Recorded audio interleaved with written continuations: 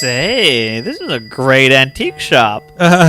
Actually, it's not an antique shop. Welcome to my shop of oddities.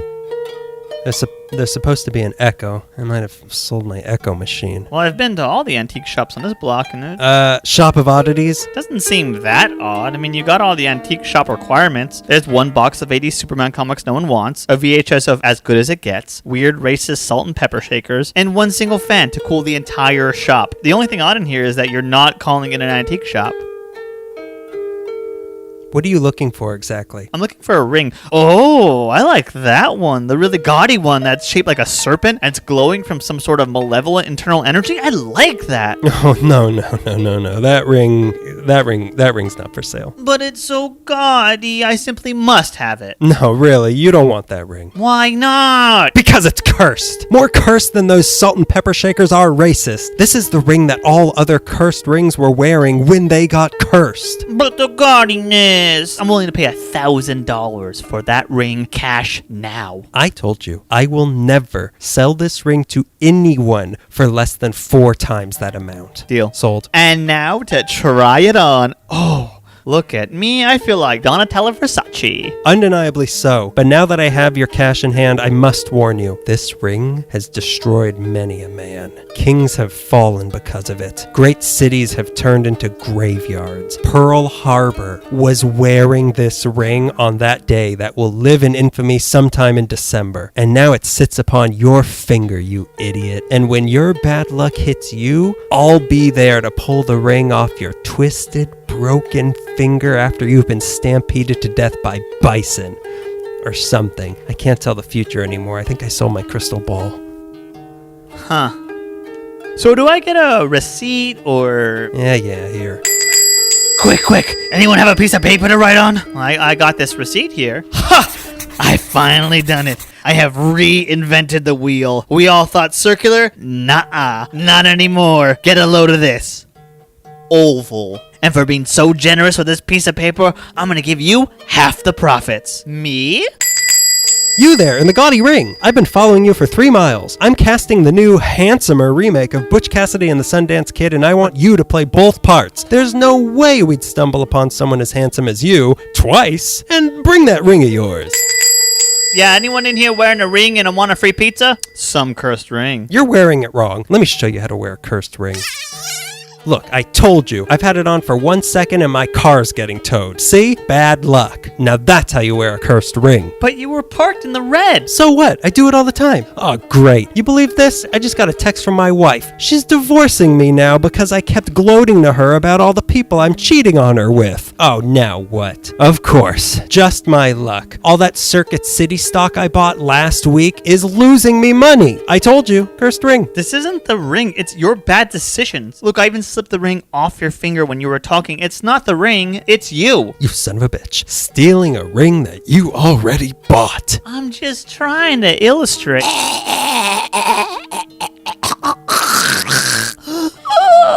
See? You died wearing the ring while I was strangling you. Now that's how you wear a cursed ring. Hey you, I'm the devil. Come on, we're going down. But he had the bad luck of having a heart attack as I was crushing his trachea. It wasn't me, it was the ring. Come on, the devil? You don't think I know evil? It was the cursed ring that killed him, I swear. Kill? Who? You parked in the red again. Come on, you're going to hell. I didn't park in the red! Ooh, what a gaudy ring.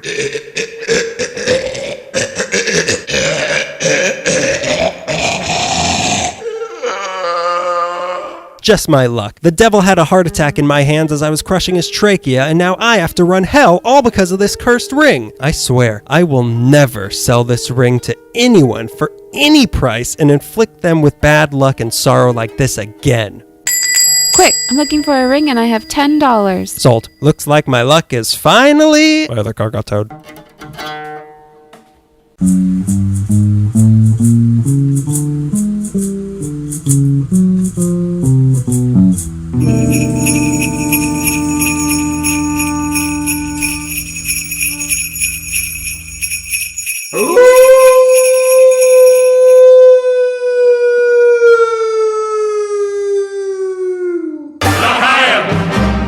Hello, and welcome to the newest episode of Allie Meekly, the podcast that will have you saying, swell.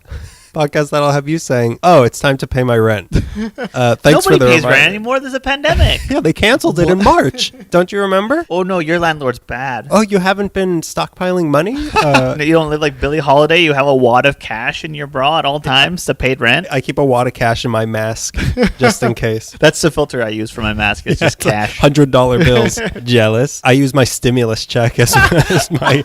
It's getting pretty old because we got it, 9 months ago or whatever. The government has paid us $5 a day for the last 33 weeks. We can survive on one bag of Skittles a day, and it's fine. If you color coordinate, go slow. The red ones cure coronavirus. And the government will tell you that. So, look, it's December. There's theoretically going to be a new president next month. Yeah, theoretically. And this is episode 84. 84. We know that number now. That's been confirmed. Yes. And this is the 8th Creepy Christmas Haunted Hanukkah episode that we've done. Isn't that swell? We ran out of haunted stories after the first one. Now we've just been making up lies that thing are haunted. How brazen we were to use all our haunted stories in the first 2 years. I know. I did 3 for this one, and I was like, I probably should just do 2 because I don't know how much more haunted stuff is in this city. But I felt that last year, and I found 3 really good ones this year. So I'm serious this time. This is the end.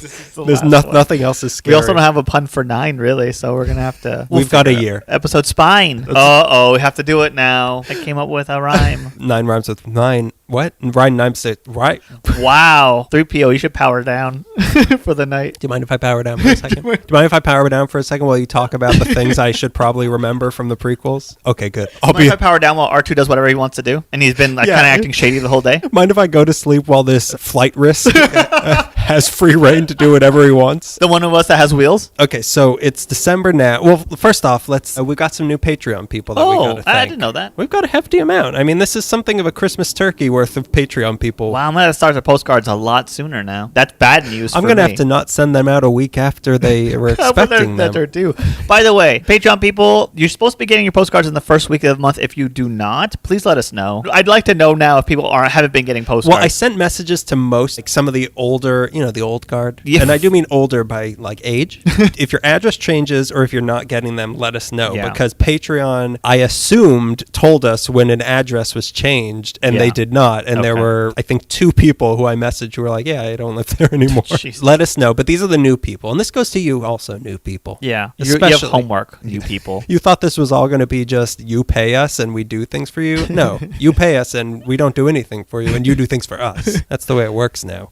Punks. So we've got Tony McDowell. Hi, Tony. He's got the chicken boy as the avatar on Twitter. Him. That's him. Oh, hi. Thank you for talking to us. Thanks for clucking at us, chicken boy. And we've got our comedy mother, Cindy Aravina. Cindy, our comedy mom. She helped out with the not Art LeBeau. Art LeBeau. For the live show, the music we had playing before the show with the fake announcer. And then we've got John Davey, who I think is part of the Monkees.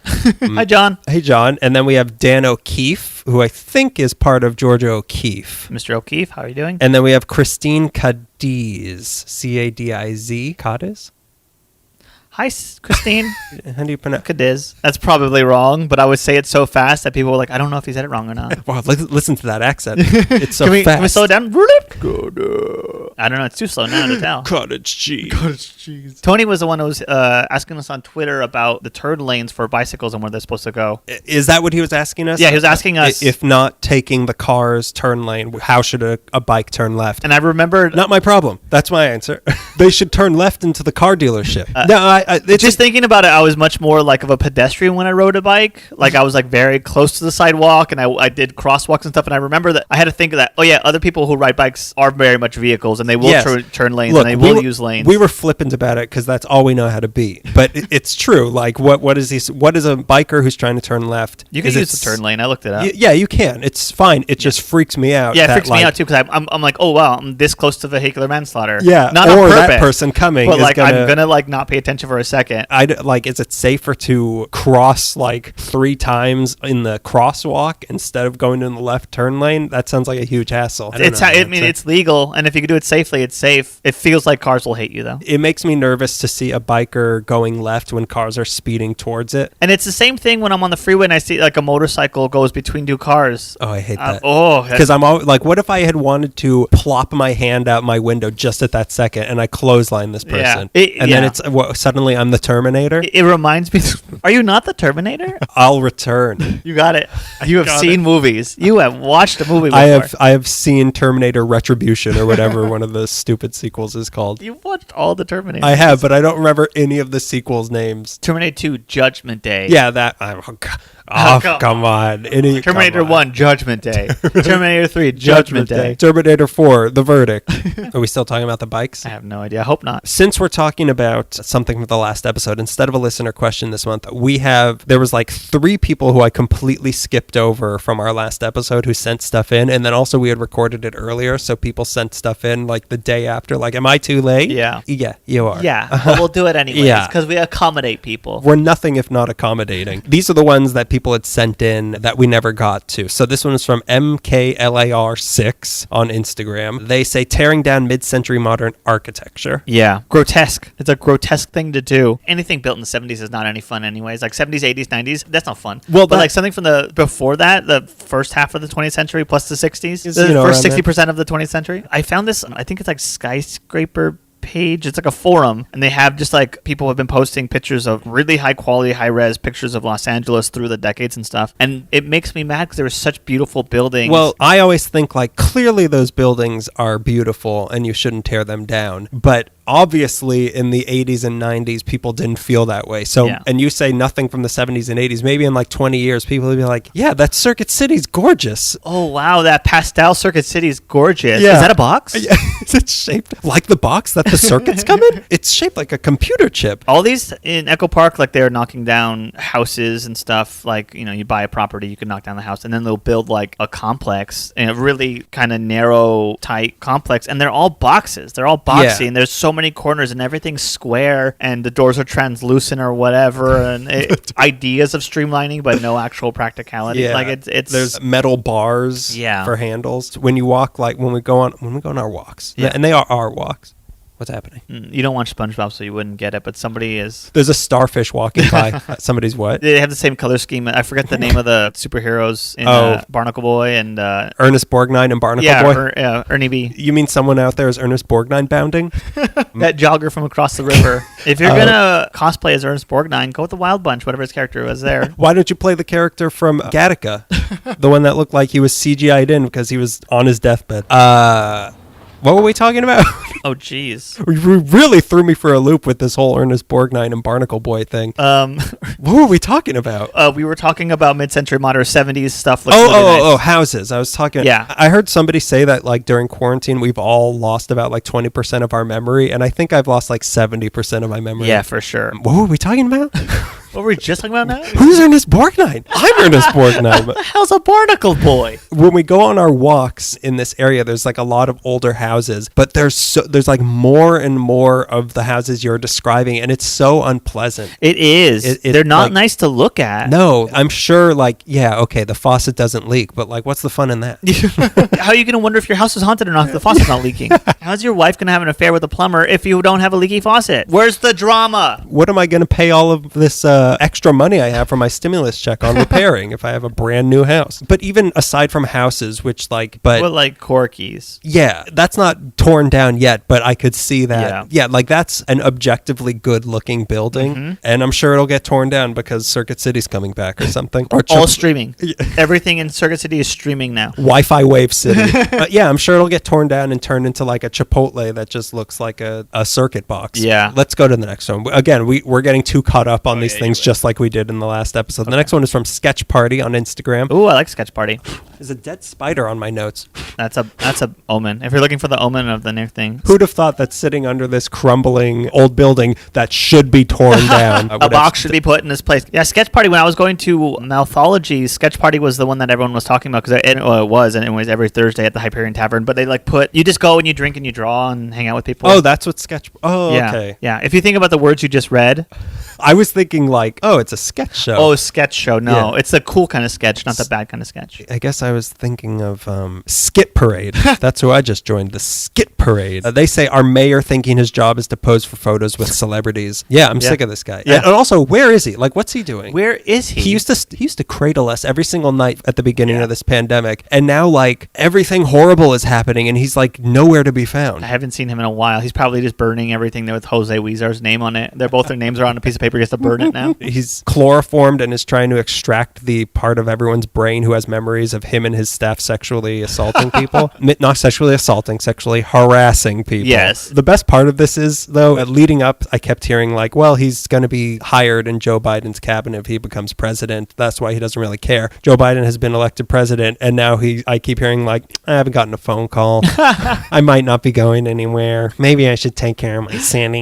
Enough of him. So the next one is from Christopher Green. He says, as a dude who listens to metal and goes to metal shows, I've noticed that there are a ton of these too cool to show interest dudes who go to all these pre-COVID metal shows and just stand there with their arms crossed, scoffing at others who like to jump around and headbang. It's as if these cool guys go to concerts to just stand there and look down on others more so than to enjoy the music. I've also noticed this general lack of enthusiasm in other genres, as if there is such an oversaturation of live music that people forget that they can let their guard down, forget about looking cool, and have some fun. Also, people love to step outside for their cigarette or whatever the moment a local band opens up a show. A lot of these elite music people blatantly show a lack of interest for smaller artists. You know, it's so weird. I one time was at the Hollywood Bowl, and I don't know who it was, but there was an opening band, and the opening band was kind of famous, but they were still the opening band and not as famous as the main thing. And everybody talked over them. Like for 40 minutes, everyone was talking over a band playing at the Hollywood Bowl, which was insane. It was like the Strokes or something, and they're like, "Yeah, we don't need to hear this." Yeah, it was Coldplay, but they were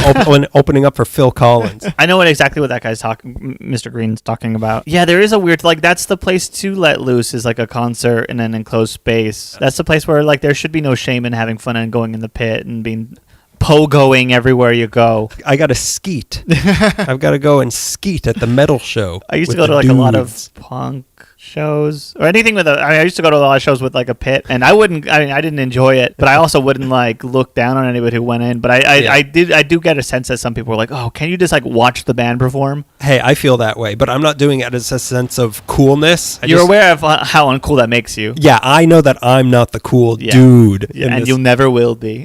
Maybe. Anyone can change. If I could relate that to comedy a little bit, when it's like an open mic and everyone's smoking a cigarette, then like somebody who'll come into the open mic who has like who books a show or was like a writer for a TV show, and everyone's like, oh, we gotta go in there, and like they'll clamor around. Yeah. Or if Bill Burr's at Bob's Coffee. I was just thinking about that. God, that was awful. Did we ever tell the story on the podcast? I don't know, but let's tell it again. We were at Bob's Espresso, which was owned by the guy who played not Damone. What is his name? It was Damone from Fast Times at Ridgemont High. Is that his name Damone? I'm thinking of Timon and Pumbaa. Yeah, you are thinking of that. It was Damone's. Yeah, it wasn't called Damone's, but yeah. That's another place. That's probably an Italian restaurant. Damone's? That's Damone. Yeah, it was owned by that guy. So we'd see him and we'd be doing comedy and he would be steaming milk or pouring milk. I have a memory I will die thinking about is I told a joke, no one laughed, and I looked to the right, and Damone from Fast Times at Ridgemont High was holding a gallon of milk just staring at me. Some of the worst memories in my life were there. But one night we signed up for the list. We get there right on time, so we're of course like 31 and 32 or whatever, and that means we got there an hour early, so we were last. Yeah, we were last. We went for a walk. There was like it was on Lancashire and Magnolia, so we would sometimes like walk the away. NoHo Village area. What is it there that with all the statues of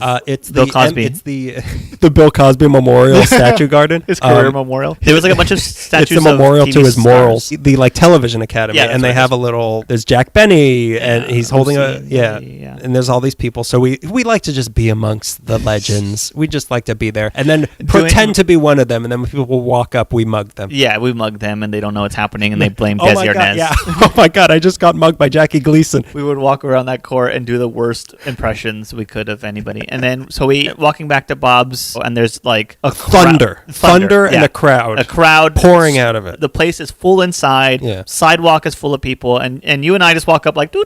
Yeah, and you said like, what is Bill Burr in there? Yeah. And Bill Burr was And in Bill there. Burr, yeah. I said Bill Burr because that's the only thing that a bunch of lousy comedians would clamor over. But And we look the at the only window. thing that could get them going. Bill Burr. And then he walks out. Everyone follows him. And up next, Daniel Zaffron. Yeah, and everybody left with Bill Burr. Yeah. But anyway, Bill Burr opened for us. So you're right, Christopher Green. Yeah, you're right. Mr. People who go Green. outside to smoke during local bands are Yeah. trash. Well, as you and I being the local bands and feeling that, being on that part of the that side of the experience doesn't feel good. No. Anyway, so this next one's from Rich Sohn on Instagram. I walk a lot. That's all he has to say.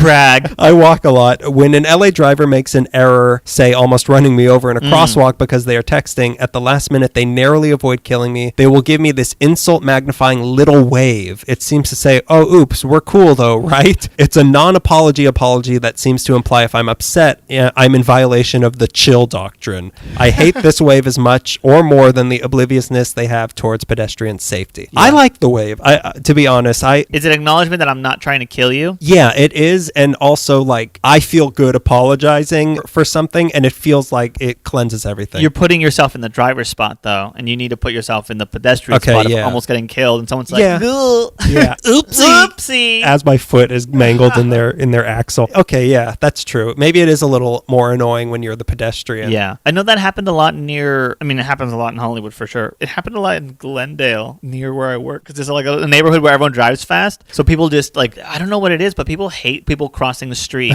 in that part of Glendale, which is like in the hills. So I get a lot of that, and it's really frustrating because people will like see I'm like one step up the curve and like I could probably beat that point before he gets to the point where I hit him. Well, the thing that Melissa has noticed of people who live in the hills is like they know every curve, they know everything. So if you're a lowland dweller and you come into the hills and you're like, oh, I'm a little scared, I don't like, where does this go? They're like, come on, I got to get home. I got to go to curve number 43 and I got to take it at 12 miles per hour. They get pretty upset about that. I get really upset about the windy road near my house, which is very tight, and people don't know how to maneuver. I'm like, just go here, and I'll go here, then I can go, and then you can go past me. God damn Make sure you don't accelerate here because your engine will give out. I think, though, that any time drivers apologize or in any way to people, I think that's a step in the right existence. Sure. It's a step in the right direction if someone acknowledges that they almost hit you and they didn't. Yeah. But it's still kind of rude. Yeah. It's still very rude. Yeah. You could have just not tried. Sometimes it really is a mistake. Yeah, no, for sure. Look, that's what I told the judge. That was my plea. And so what if the judge was the person I almost hit and we didn't know it until we both got in the same room? Sometimes it's an important text and I just didn't know. Okay, so this is our last one we have. This is from Waterford Beach, who is Dave Raylia. Yeah, I knew that. I didn't know that Dave. Until like I called him out, like, who's this guy? And he said, it's me. Reveal yourself. Who's also kind of our comedy granddaddy in a way. He ran the first open mic we ever went to. Yeah, and he made sure we were okay all the time, which is very sweet of him. And guess what? I wasn't. He says people who show up ridiculously late to events. So that kind of goes in with the people who talk over the opening act or go out for cigarettes during the opening act. Oh my God, yeah, like people who come really late to Dodger games and you sit in their seats and it's like leave really early from Dodger games. And, you're right. But again, to bring it back to the Hollywood Bowl, I hate that so much when you think I have so much room. These people didn't show up and the show just started a minute ago and they show up. I'm talking about you and Ada, by the way. Hey, what do you want? Showed up late. You knew we were coming. It's not like, I have all this room. No, you know that I'm coming. But other than the rudeness that you and Ada showed to me and Melissa, but like when that happens, like people who like, I know it's going to start 15 minutes early, so I'll show up 20 minutes. Yeah. Or it's going to start 15 minutes late. I'm going to show up 20 minutes late. That bus is a lot slower than I remember from the first time taking it, and I've taken it a couple times since then. I have to be like, don't do this again. Don't do this again. You've got to get there like 4 hours early. Pay for parking. Just freaking pay for parking because this is ridiculous. And wait 4 hours until your car is candy crushed out of the parking lot. I'm never taking that bus again because I've done it 3 times. I will never park at the Hollywood Bowl. I'm not gonna. I'll take the red line. I don't care. We'll do it. We did that one time and park like. Oh my God! Where did in West Hollywood? We parked by Mel's and then walked up to the Hollywood Bowl and then ran into my brother along the way that I didn't know was coming. Okay, so that was last month. We've spent too much time to it. Let's get to this month. Our thing of the month. Do you want to go first? Because mine is a little involved. It is a little involved, and you're just going to do a repeat of what I said once. But with better health insurance. I'm going to do 2 real quick. The morning that Donald Trump lost the presidency and Joe Biden won, I woke up to the sound of cheering in the streets, and it was very refreshing. I was out of town at you were in... So I was jealous. Like, I wish I could hear I wouldn't have gone out to celebrate, but I would have liked to have. It was like it was the end of Return of the Jedi. It really was the end of Return of the Jedi, and I could just hear like cheering everywhere, and like there was an enthusiasm in the street. And then just on Instagram, I could see people all over celebrating. So I put the dog in the car. I went and got Ada, and we were just driving around, and we were driving through downtown, and the people honking and stuff, and people had flags. Yeah. They were diverting traffic at some point, and I wanted to see what was going on. And down, it was either First Street or Temple, along City Hall. There was just like a parade of people, right. And they're playing Big Payback from James Brown as loud as possible. Really? And it felt so good. It was a good being part of humanity moment. The way to complete that, it's the end of Return of the Jedi, is when Donald Trump's body is burning in an open pyre. For all to see. And we're all Luke just staring at it like, I wish he could burn more. And we're playing drums on the head of Rudy Giuliani and Chris Christie. Stephen Miller's body just descending into a pit of the Death Star. That parade was really great. I didn't stay for very long, obviously, because of coronavirus. But I parked in the outskirts. I'm like, wow. And I took a video. wow. Democracy. People aren't scared of coronavirus, and they should be. And then I went back in my car. And then, I don't know if it was that same day. It might have been. Well, we went mural hunting, and we knew about the Estrada Courts in East LA, which is one of the projects where they, in the 70s, where they painted a bunch of murals. I think it's Willie Horon and a bunch of other, I forgot their names. It's not Spark. It's Willie Mural and Donnie Mural. No, it's Spark, or it's the guys from Osco painted a bunch of murals there. So we walked around the courts. It was really nice. There were some beautiful murals there. And then across the street, I peeked over, and there was a really across the street from Estrada Courts in a kind of industrial area. There was a lot of newer murals, of Maria Felix, and there were some Kobe and his daughter and stuff. It's a good area for murals. It's off of Olympic and I forgot the cross street. And Mural. Olympic and Mural. At the intersection of Blank Wall and Mural. That's it. Blank Wall and Paint Boulevard. So, look, I'll just tell you what happened to me this past month. Can I read the funniest text and start it off, or do you want to just tell it? It's in the hospital, have a kidney stone. I'm you now. If I can remember it correctly. That's the haiku I sent to you when I was doped up on morphine. So my thing of the month is going to be the emergency room at Kaiser Panorama City. Okay. So I woke up at... No, I'm kidding. Panorama City. You didn't drive all the way to Woodland Hills? So I woke up at 2 a.m. and I had my first thought, because we had been out of town. We drove, we did a full quarantine, and then we helped take care of my newborn nephew. So that... Congratulations. Thank you. It was not easy to quarantine, but I woke up, and for some reason my first thought was, oh, the baby's kicking me. It makes even less sense when I say it out loud. Yeah. It felt like I had been sleeping with the baby and he was kicking me in the side. So I woke up like, oh God, this really hurts. And Melissa was like, what's going on? And I was like, when it dawned on me that I wasn't pregnant or holding a baby, it was like, I think there's a ghost of a baby kicking me. I told you this place was haunted by feet. I thought I must have gas or something like that. And I went into the bathroom to be not graphic about it. Nothing doing. Boy, did I drop a load. I singed the hair off of my own face, not to be too disgusting. I felt a little bit better, and I was like, I don't know what's going on exactly, but I don't feel that good. And it kind of went away, and then 20 minutes later, it was really bad, and I went into the bathroom, and I was throwing up, and it wasn't feeling better, and it became very clear I probably have appendicitis, because all I could think of was when you got appendicitis, and I was like, this is it. I've been making fun of Greg for years. It's happening to me. The only thing that I've been making fun of him for the last 9 years. I'm so nice to him all the time, and the one indulgence I take.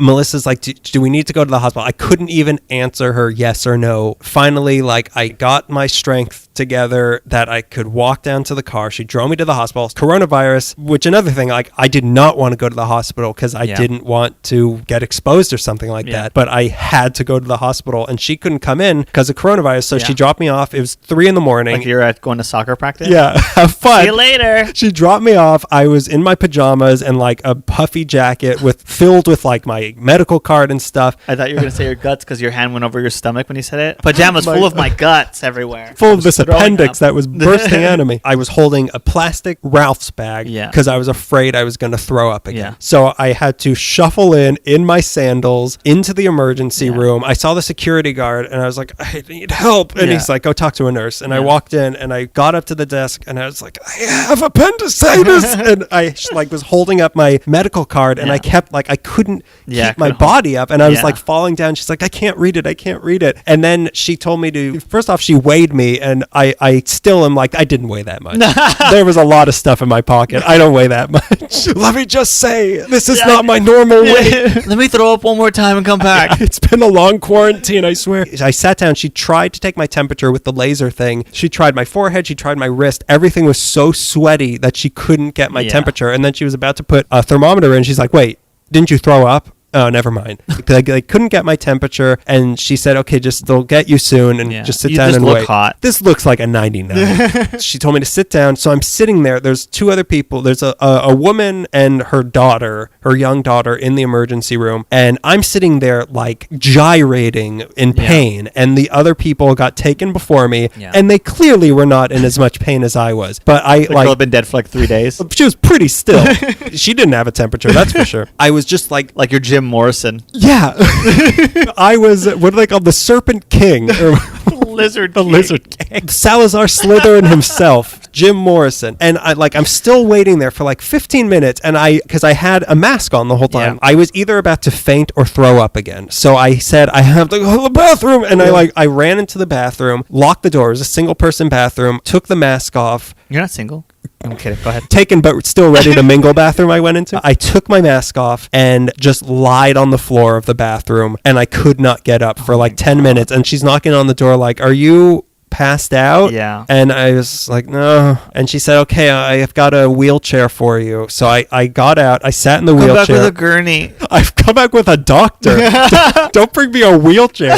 She brought me in the wheelchair and then again left me in the waiting room. Another guy had come in after me who was kind of, if he had what I had, it wasn't as bad. And he still got taken before me. And then the nurse left. So I was alone in the waiting room in a wheelchair. And then finally they took me in. And the first thing I said was, I need pain medication. And she said, I can't do that until the doctor diagnoses you. 30 minutes later, the doctor comes in and he's like, okay, I got morphine and it felt kind of better. And then they gave me this scan and had to inject me with some sort of dye. And that pushed out all the morphine. So all the pain came back. And then I had to wait again for more morphine. Jesus. And now I'm still waiting for more morphine. Now I can't. Every day.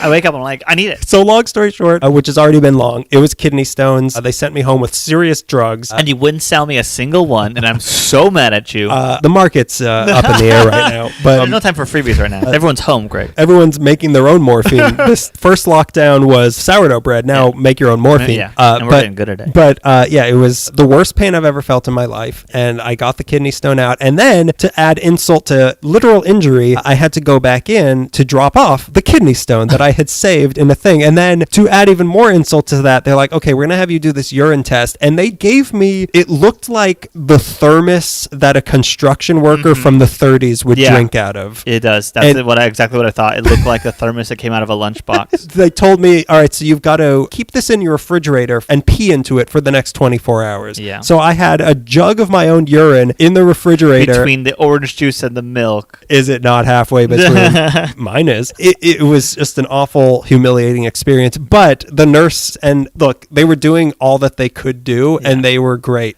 about it. Like I don't know what I would have done. Died. And also, like, they were fully, like, they had great masks on. They were all, and they have to do this every single day for God knows who's coming in with what diseases. And they're there doing all this and not upset about it, which I would be furious that I had to do all this. Yeah, of course you would. But they were great, and awful situation was saved.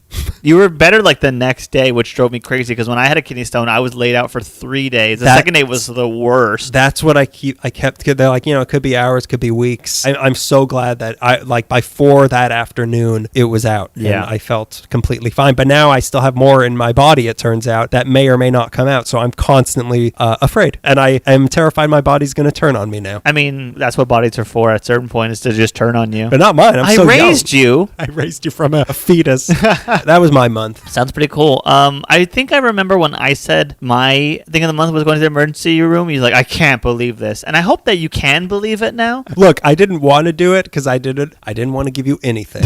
But I've done literally nothing else this month except get sick. It is true. I've talked to you. You've done nothing else but get sick. So yeah, anyway, let's get to this episode. We've gone way too long with the beginning stuff. So this is our haunted episode. We were trying to come up with a theme that we've done for the last few years. Couldn't come up with anything, but I kind of missed the grab bag that we're going to do today. and this- Just random crap. Just random crap we read on message boards. But before we start with it, Yes. our traditional Oh, yes, please. fireplace must begin. Cozy. Oh, yeah. I got my old man sweater on. I'm taking my shoes off. I'm putting on another pair of shoes like Mr. yeah. Rogers. I'm just burning documents. Just throwing whatever's flammable into I that never thing. heard of Jose Weezar. I don't even know who that is. In particular, this is Eric Garcetti's fireplace this year. I can't wait for the illusion that we're in this cozy cabin, but then the ducks and the cars are going to be driving by. I lied. So yeah, my first one, it's a monster. This is it was a monster tale. I don't want to because I like to give at the beginning like what I'm going to be talking about, Yeah. so it's not like we're 10 minutes in, what is he getting at? Yeah. But I don't want to give too much away with these things. Yeah, I've ditched my titles for this episode because I don't want to Exactly. spoil what's coming. Well, here we go. Time to get a little strange. Okay. Just when you thought it was safe to go back in the reference. You like that? You like No. that, you little meta pervert? There is a lake. It's in the furthest northern reaches of Los Angeles, and you have to go through Santa Clarita to get there, but it's a lake nonetheless. It's just made out of morphine, which is what everyone in Santa Clarita is apparently into. But I wish. But in this lake dwells something evil, which is why it has a name that if you rearrange the letters and take some out and put some new ones in, spell just that. Evil Elizabeth Lake. It's called Elizabeth Lake. Do you know about this? I Do you know know- Elizabeth Lake? I know Elizabeth Lake. You I know- don't. you ever I met her? know that it's a thing. I've seen it on a map. I've never been there. Okay, but so you don't know the legend of Elizabeth I Lake? don't. This is a pretty good story. I Okay. like this one. Prior to 1834, it was known as Laguna del Diablo. You know? Really? Do you know what that means? You know Devil Lake? The devil's name Elizabeth, by the way. This confirms it. It's canon, but retcon. We're retconning it. We're deep faking the devil right now. So supposedly the name came in 1780 from Junipero Serra, who was something of a Diablo himself, something of an Elizabeth. As the story goes, a group of Spanish explorers were traveling around this area. They got stuck in mud around where Elizabeth Lake now is. Well, Okay. I don't want to mix too much of geological facts and legend, but they were there. Frustrated and utterly Spanish, he shouted that he would sell his soul to the devil in exchange for a new road to get out of the mess that they were in. And when you know it, pregunta and you shall recibir. El Diablo appears. The devil himself showed up at our humble Elizabeth Lake, and he took him up on that offer. A new road was made, but once it was, the explorer decided this probably wasn't worth it. So I was only passing through. I could have just waited like 80 years and there would have been a new road, and I would have still had my soul. I could have just never come back, which is what people in that era did. Why don't I just carry the wagon? So he told the devil, the deal's off. This is stupid. I'm not giving you my soul. Surprisingly, the devil didn't just kill him right then and there, but instead he created Elizabeth Lake. The legend is that the devil created Elizabeth Lake. Okay. And inside of it, he placed his favorite pet and warned that his pet would terrorize anybody who came near this lake. So that's the legend. The Spaniards, of course, didn't care and just left, not thinking of the trail of destruction they were leaving behind. But now there was a new lake in town, and it was filled with scary. And that's the story of Elizabeth Lake. It's a great tale. Thank you so much. I'll get on to mine now. Other stories say that the devil made the lake specifically for his favorite pet, or that he put the pet in there to guard it because deep inside of it there's a gateway to hell at the bottom of this lake, which could be since it's over the San Andreas Fault.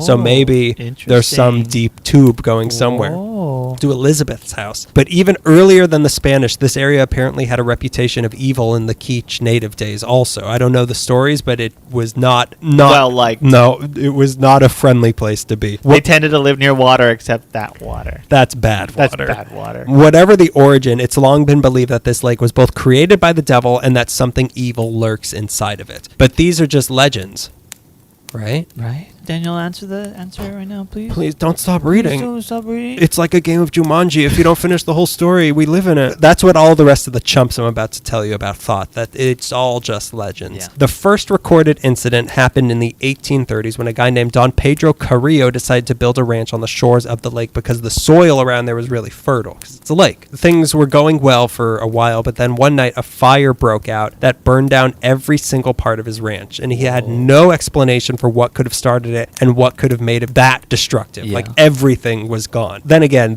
only dry wood was used for construction back then. So whatever. Yeah. Nice try, Elizabeth. I'm gonna marinate my house in gasoline. I heard it's good for the environment. They had so much gasoline in the 1830s. What else were they going to do with it? Yeah, what else? It was coming out of the ground, probably. I don't know how gas works. That's what the lake was originally made out of. He soon left the area, not giving too many details of why, other than saying, conditions there made me prematurely old. That was the only explanation he wanted to give of why he left that area. Prematurely old. Like he had been through a lot. Okay. But what happened? But how old? This lake was a popular stop for people to rest on the trail to LA around this time. So around 1855, Americans started settling around the lake. And again, things were fine for a little bit, but then the strange things started happening. People would hear weird noises and screaming all night. And then they also started having these weird visions. Like everyone around there started seeing things, I guess. Then again, they started experiencing things that they refused to talk about. And they all left the area, selling their homes either at a loss or just abandoning them altogether just to get away as quickly as possible. But we still don't know what's happening. The next group to move in was in 1883. It was a trio of Dons. Don Chico Lopez, Don Chico Vasquez, and Don Guillermo Mentiroso. Chico Mentiroso is the name of my law firm. Chico and Mentiroso. Marx Brothers. My favorite Marx brother twice, and then my favorite Spanish Marx brother. So two of these guys came from pretty notable families. Chico Lopez was the nephew of the guy who found gold in Placerita Canyon, which was the first time gold was discovered in California. Okay, I told that. I don't know if people have heard this story. I've told it literally every episode. Yeah.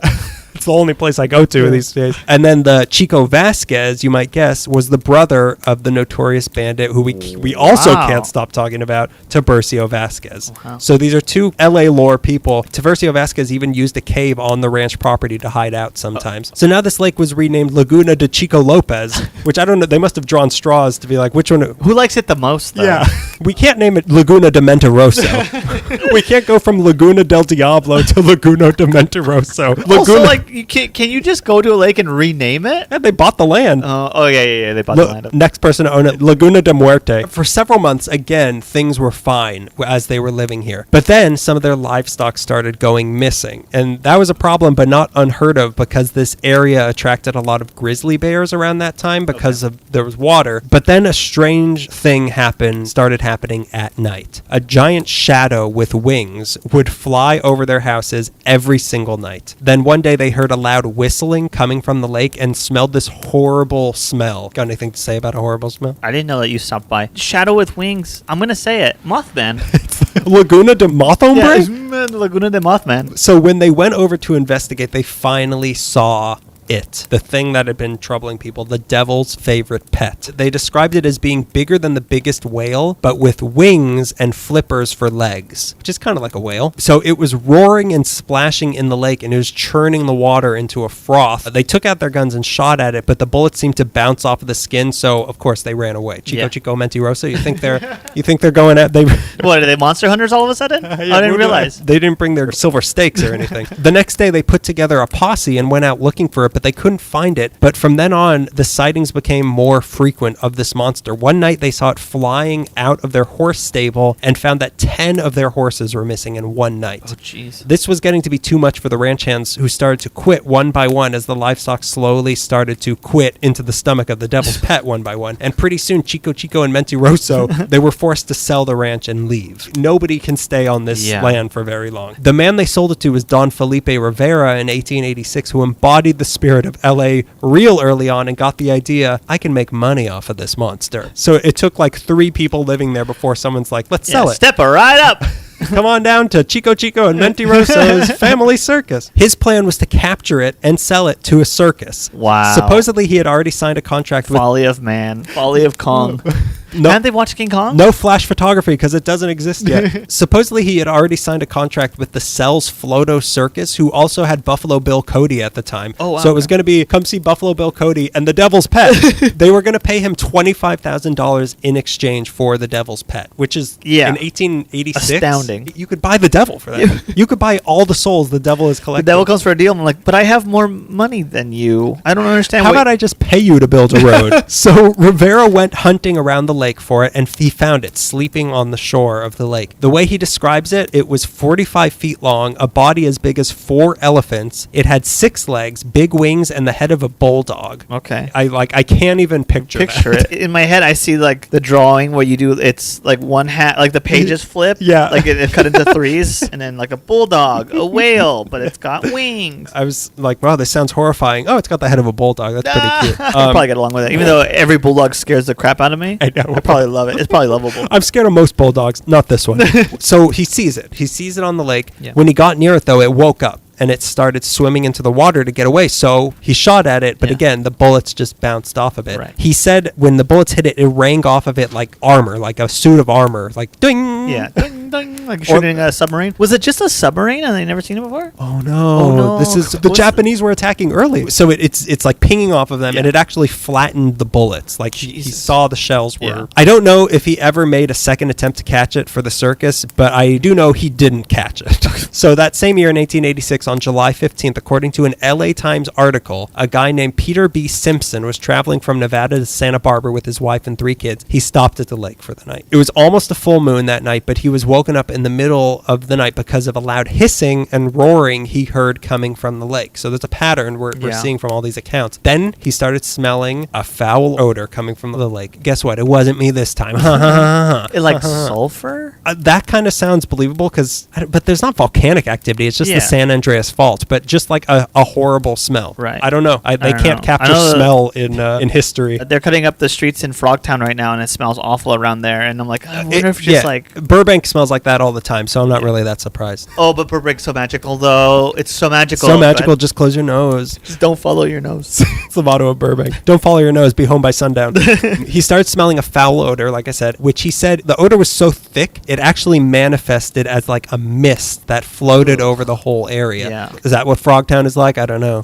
Big fog. So he grabbed his Winchester and ran over. I'm gonna shoot the smell. Those other people had pistols. I got a Winchester, the gun that defeated the devil. So he ran over to make sure his cows were okay, but all he saw was that there was a black cloud over the lake and the water was boiling. So he didn't know what to make of this, so he just went back to bed, but was woken up again by absurdly strong winds. Like he first thought there was a cyclone hitting them. It was so powerful. Then all of a sudden things went quiet, and then the wagon they were sleeping in got lifted off the ground and dropped 20 feet away. Jesus. The cows started stampeding, and there was a dark figure flying through the air. And then he heard this commotion off in the distance that he said sounded like 50 battering rams trying to get into a fortress. So he went to investigate, and this is how he described the devil's pet when he saw it. 30 feet long, a warm reddish color with a shaggy mane on the neck, and a long snout, sharp yellow teeth, a long barbed tail. Oh, my kidney stones are acting up. Oh god, it's activated. My doctor told me not to talk about long barbed tails. Cryptids. So it had bat-like wings, long legs, and 2 giant eyes that gleamed like fire. So that's what it looked like to him. The noise was because this crashing noise, it was attacking a herd of antelope. Oh, jeez. So they were all kind of like crashing into each other with their horns. Of course, he shot at it again. But again, the bullet bounced off, and then the monster flew off with an antelope in its mouth and splashed back down into the lake. The next morning, he went to the scene of the incident to make sure, see if it actually happened. Like, was this some sort of dream from the 1800s? Did I eat a weird cactus? Maybe I shouldn't have drank that brackish water from Nevada. They told me not to lick any toads when I get to California, and I did. Sure enough, how can you resist? He found on the ground scales that must have been shot off the monster. They were round, red, and the size of dinner plates. He then packed up his stuff and headed west and tried to pretend that never happened. The next guy who moved here was a big figure in LA history, and when I say big, I mostly mean literally. A guy named Miguel Leonis. You know from Leonis. The Leonis from the Leonis Adobe in Calabasas. Yeah. Okay. Miguel Leonis, they called him the King of Calabasas. Laguna de Calabasas, they called him. And he owned a lot of land in the area, but what distinguished him was that he was huge. He was from the Basque region of Europe, so his other nickname was El Basque Grande because he was 6'4" and had a reputation for being tough as the skin of his beloved Calabasas. Big, tall, not big, wide. Big, tall. Big, but also like But burly. like bulky, yeah. God help you if you were a squatter on his land, because he would deal with you violently. Like, that's how he would get squatters off of his land. And when he bought this ranch next to Elizabeth Lake, he found himself facing the biggest squatter he's ever seen, the devil's pet. The first few months of his... You gotta pay rent! I've not paid for all that water. So the first few months of this time there were fine, but then, as it always went, his livestock started getting eaten by something. I wonder what. I like that the monster's like, I'll give him a little time to settle in, and Does then he I'll start seem- eating his livestock. I think he'd be okay with this. Seems like a nice guy. I'll be a good neighbor. He's new to the neighborhood. a week or two.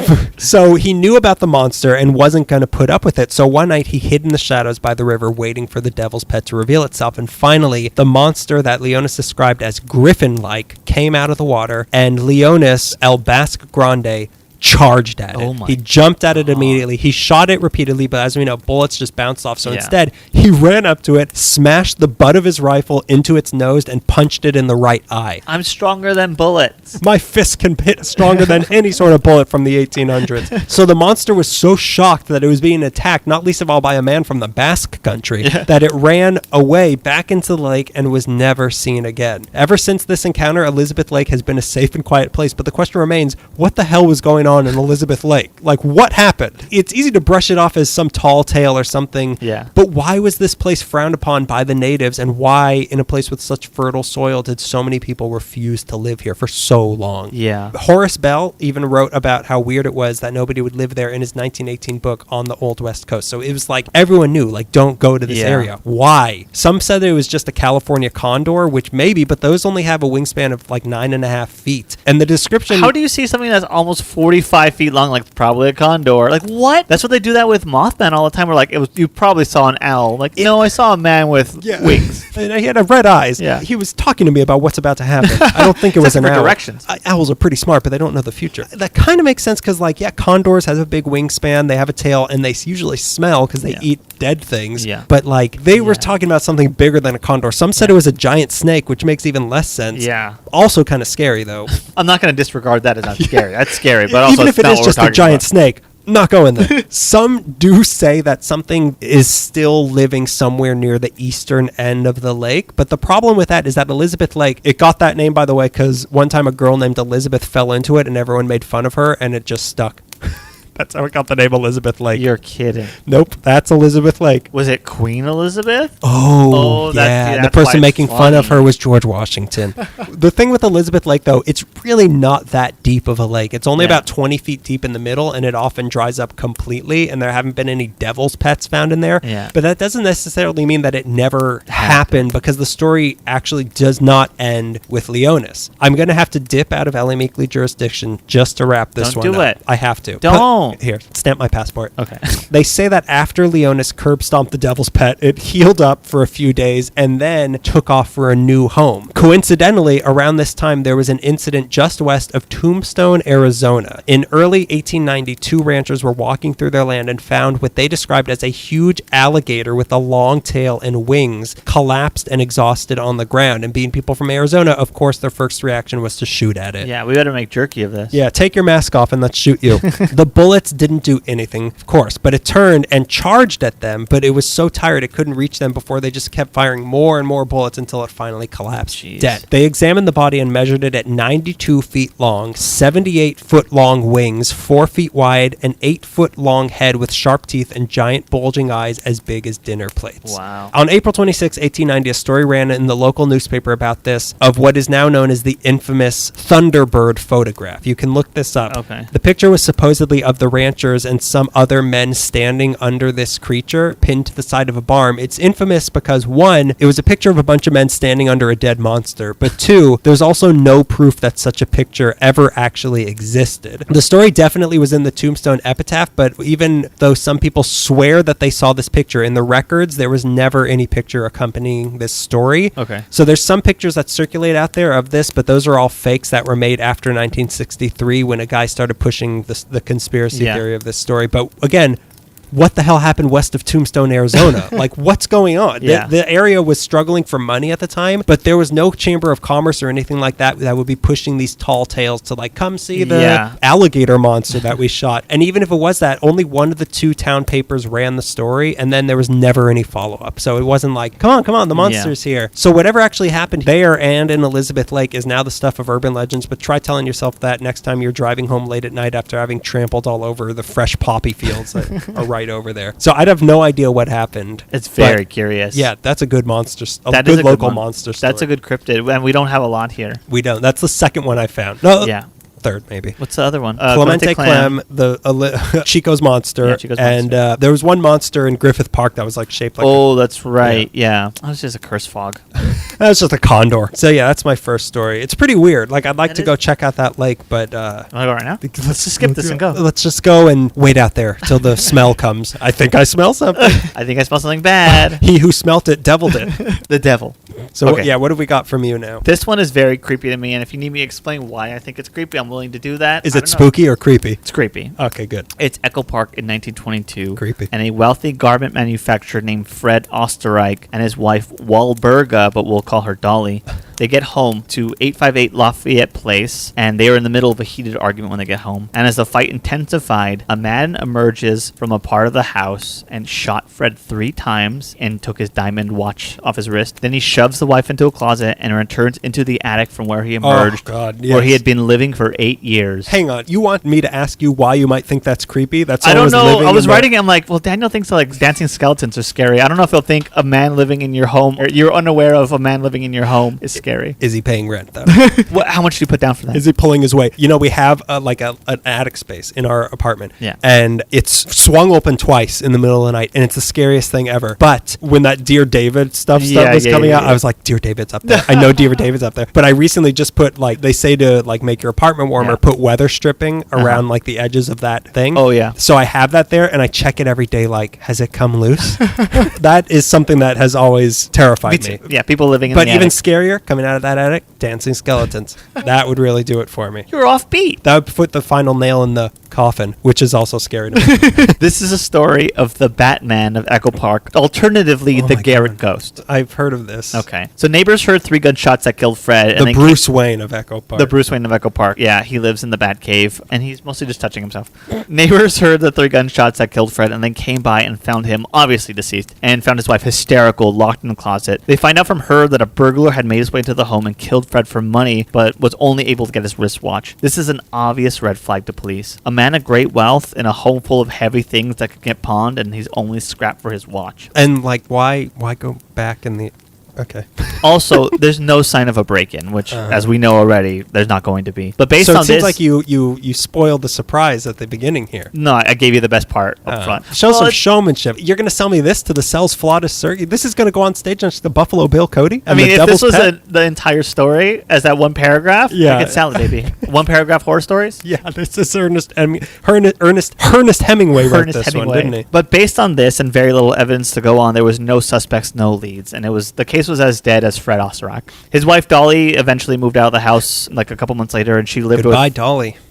That's what I should have titled this, and it would have not spoiled anything. So she moves out of the house. She's ready to make new memories. I believe she lived at 101 North Beechwood Drive after this, which is in. Why does that sound familiar? What else is on Beechwood Drive? I think you might be that's thinking like the of Beechwood Hollywood Canyon. sign. Oh, yeah, I am. Yeah, you might think. I don't know if it's near there or not. I looked it up, and I'm thinking of beaches and woody cars. that's I'm what you are I'm thinking thinking of. Jan And they're Dean always again. linked as far as T-shirts for tourists go. As far as shirts they sell on the Venice Boardwalk, yeah. At this point, she moves out. She's living on Beechwood Drive, and she began having feelings for her real estate attorney, Herman Shapiro. So she was so smitten with Shapiro that she gave him a gift, a diamond watch. What? The one that her husband, rest his soul, was supposedly killed over. Huh. And as she would explain to him, she later found it in a window seat cushion. But don't tell anybody. A 'cause that- window seat cushion? Yeah. What is that? Brand Library has a big window, and then they have a seat Oh. cushion you could sit against the window. Window okay. seat cushion. It's rich people thing. It's rich people stuff. You know what's in my window? Basil that I'm growing because I can't afford to buy basil. Don't tell me about your seat cushions in the window with diamond watches in them. You know what's on my window? Dead flies.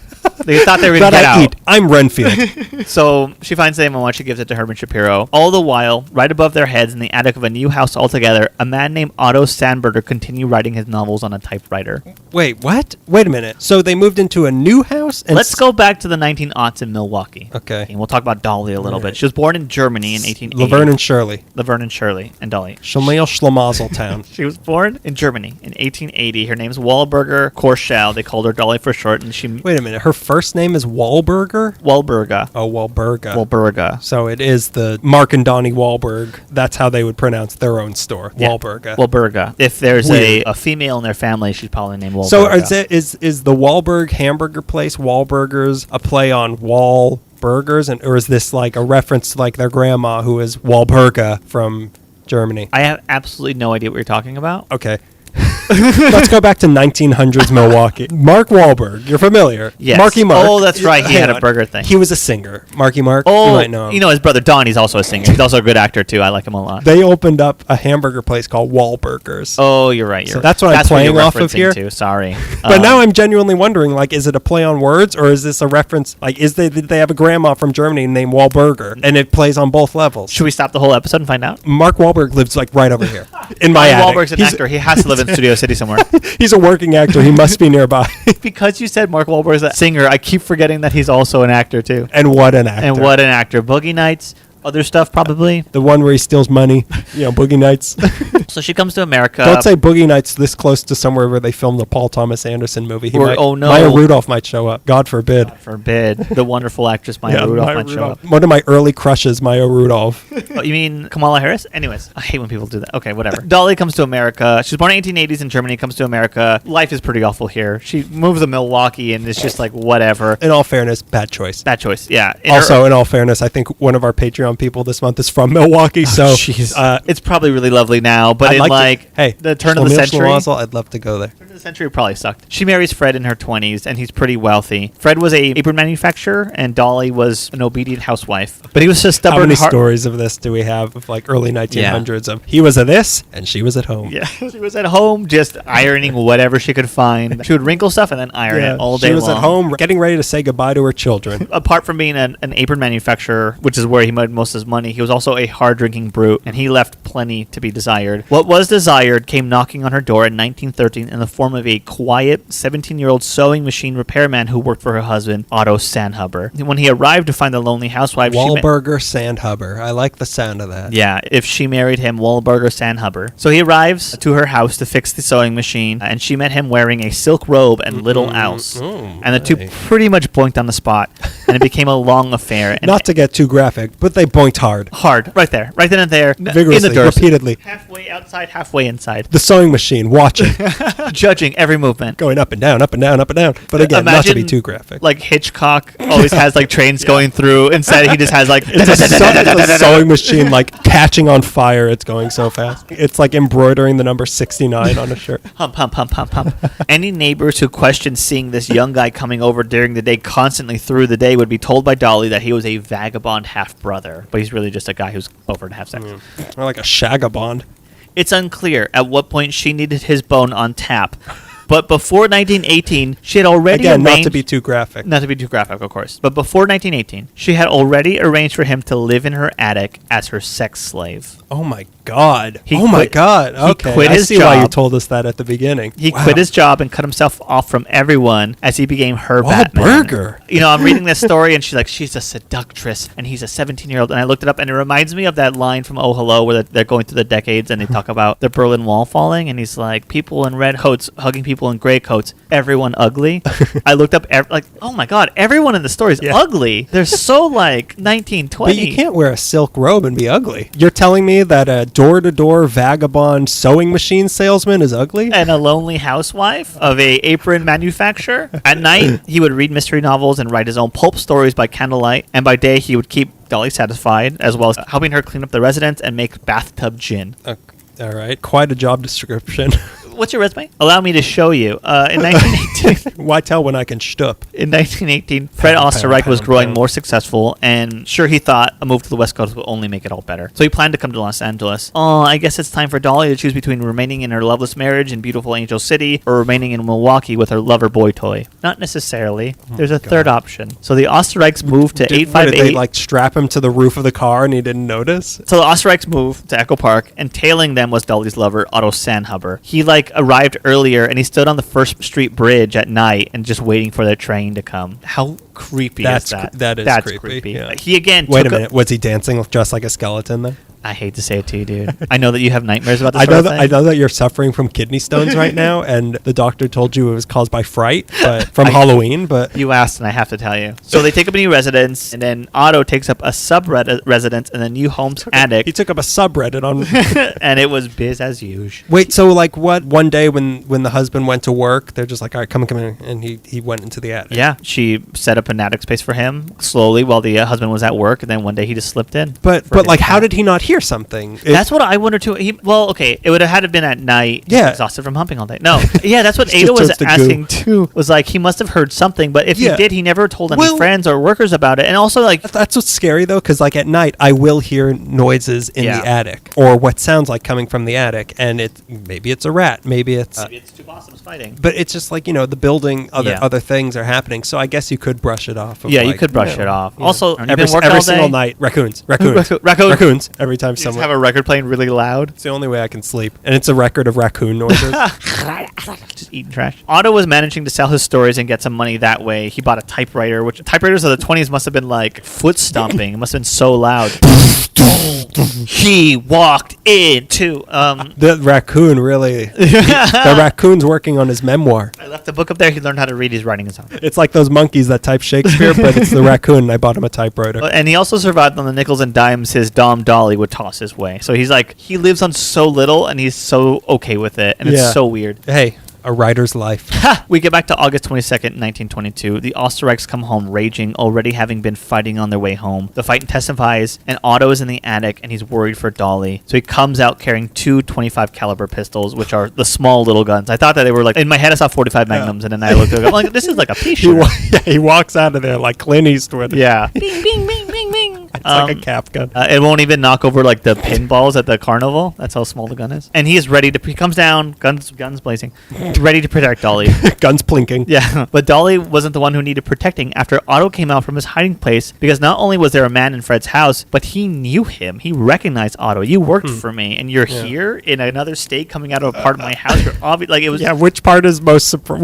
What should I grapple with first? What do you want me to apologize for? It's at least half clear what's going on. Not that he's been living in the attic, but that So Fred sees him. He flies into a rage, and Otto fires at him and kills him. It's unclear who took the watch really, but he locked Dolly in the closet after the two staged a burglary and returned to the attic. The police are suspicious, but they could never conceive of a killer living in the attic. So the reason they took the watch was just so like it'll look like a robbery. Yeah, it'll look like a robbery, which was half-hearted. I mean, they had a minute because the neighbors called after the gunshots and the screaming, so they picked something. They had to go through the whole phone tree of that day, which took like 4 hours. Murray Hill's calling. Sarah, get the police here. Hang on, I'm talking about my banana split with my bow. You won't believe what Albert had for lunch again. So after this, Otto flees California till the heat dies down, and around this time is when Dolly starts with Herman Shapiro. And Otto, I guess, is unaware of Herman, or maybe the two. He eventually learns about Herman and is okay with it, because when she moves, she lets Otto know, and he moves in with her again. So kink restored. It's 1923, a year after the crime, or like 9 months after the crime. So let's get to the unraveling. Dolly, now with Otto back in the attic and Shapiro at work in the courtroom, takes up with a new man, Roy H. Klum. She asks Klum for a favor, the same favor she asks a neighbor who she trusted. They were both given one 25 caliber gun to bury. The neighbor had to bury it in the yard because Dolly said it looked suspiciously like the gun that killed her husband, and she was scared the cops would suspect her for it. She told Klum the same. Bury it in a shallow grave near the scene of the crime. Yeah, exactly. Can you just bury it in his rib cage?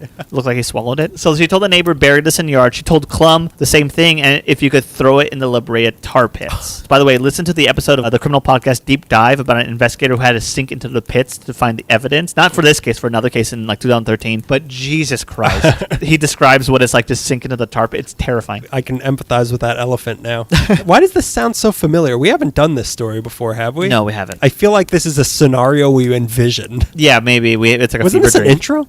Oh, our sex slave intro. God, the episode about sex slaves. They wouldn't need a deep diver for this case, though, because when he threw the gun, it landed on the side of the tar pit, not in the pit. She doesn't know this. This is how I thought this was going to go. Yeah. It's on the side, and he's like, I got to get it in. And he tries to push it in, in, and he falls into the thing, and he is like the mammoth, but nobody's there on the other side to warn him. His babies aren't there crying for him. So she doesn't know that he threw it on the side of the pit. And if she did, maybe she'd think twice about breaking up with Clem, because he immediately went to police about the gun, which of course they easily found. She was quickly arrested, and after the headline hits, the neighbor who hid the gun for Dolly went to the cops about what Dolly told her to do. So now she's locked up, and you know how when you're heading home and you get a flat tire and you're like, oh no, I can be here forever, and AAA comes and you ask them if they can call the cops to go to your house and feed your dog? Well, a similar thing happened here, except for feeding a dog, it's letting your sex slave know that he should probably take the day off, not take that Viagra, and don't wait up for me. Take a cold shower. Take a cold shower and cool off, because it's going to be a while. Stop looking at those cheesecake photos that are the only thing you have up there. Cheesecake drawing. So Herman Shapiro, her lover, comes to consult her in the attorney's room of the lockup, and she took him to a quiet corner and asked Shapiro if she can go buy groceries for the Batman and tap on the bedroom closet to let him know that he should come out. She told Shapiro the same lie she told neighbors in Milwaukee. I have a vagabond half-brother who's been totally harmless living in the attic. Here's Shapiro's accounts for the papers. Oh my God. I went to the house, entered the bedroom, but in that tap, I whistled from sheer nervousness. The closet door was open. Suddenly, I saw an arm extend from the wall, and a voice said, "Hello, Herman. Don't be afraid of me." Which is the exact time you should be afraid of something. When a mysterious limb emerges from the closet and says, "Don't be afraid. Go ahead, be afraid." And knows your name. Yeah. Herman says, I was stifled with fear. I looked and I saw a head, and then I saw a man slide out of a hole in the shelf, a shelf that is ordinarily built to hold hats. The man spoke to me, assuring me of his friendship and inquiring about the condition of the health of Dolly. Hello, Herman. I've been waiting to speak with you, Herman. I believe we have something in common. We're sort of brothers, aren't we? We're sort of vagabond Brothers, are we not, Herman?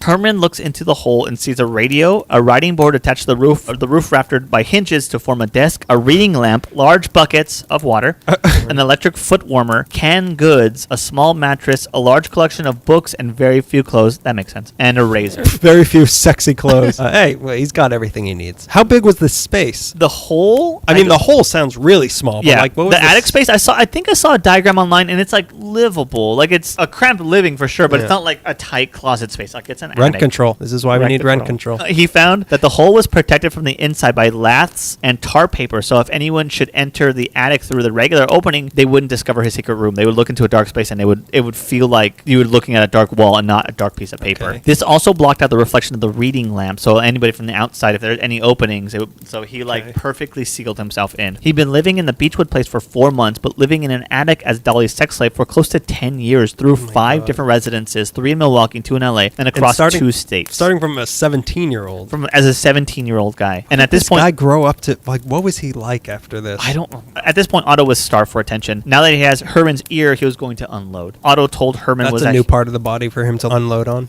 I've never done this before. Dolly hates it when I talk. The story Otto told Herman was that he had been an orphan who was adopted by a family in Milwaukee named Sandhuber. He lived with his family all his life until that day in 1913 when he boned his boss's wife and started a new life as a Batman. There is some evidence that this isn't true, and that in 1905... that she was his Ra's al Ghul. Emphasis on Ghul. 1905 Wisconsin census, it lists him as a 17-year-old Wisconsin-born son of George Sandhuber. The 1910 federal census lists him as born in Germany, and the 1917 World War I draft card lists his birthplace as New York. So who really knows this guy's backstory? Who knows the Batman? Either way, he said after this point is when Dolly and Fred moved to Los Angeles. He stands on the First State Bridge. He watches the train come in. He talked about the murder of Fred, that it was simple enough. He feared for Dolly because he knew how Fred was, and he was probably drunk. So when he came at him, Otto just killed him. Didn't think twice about it. He went back into the attic after that to listen to Dolly be questioned. Herman seemed to have pity on Otto and told him to scram, beat it, kid, hit the streets, and don't stop till you hit snow, baby. This is the 20s. This is an exact quote from the movie. It's from the papers. So Otto left, and Dolly was released on bail. Her and Herman moved in together. Her and her man. Yeah, her and her man. Like, after you found out that you had somebody attic, how do you live with this person? She had been doing it on your time too, not just fucking whatever. Otto leaves. So he goes to Canada, and I think he lived in Oregon for a bit, but he comes back in 1926, and when he comes back, he tells Herman, hey, I'm back, just be aware. And he wasn't back for Dolly because now he was a married man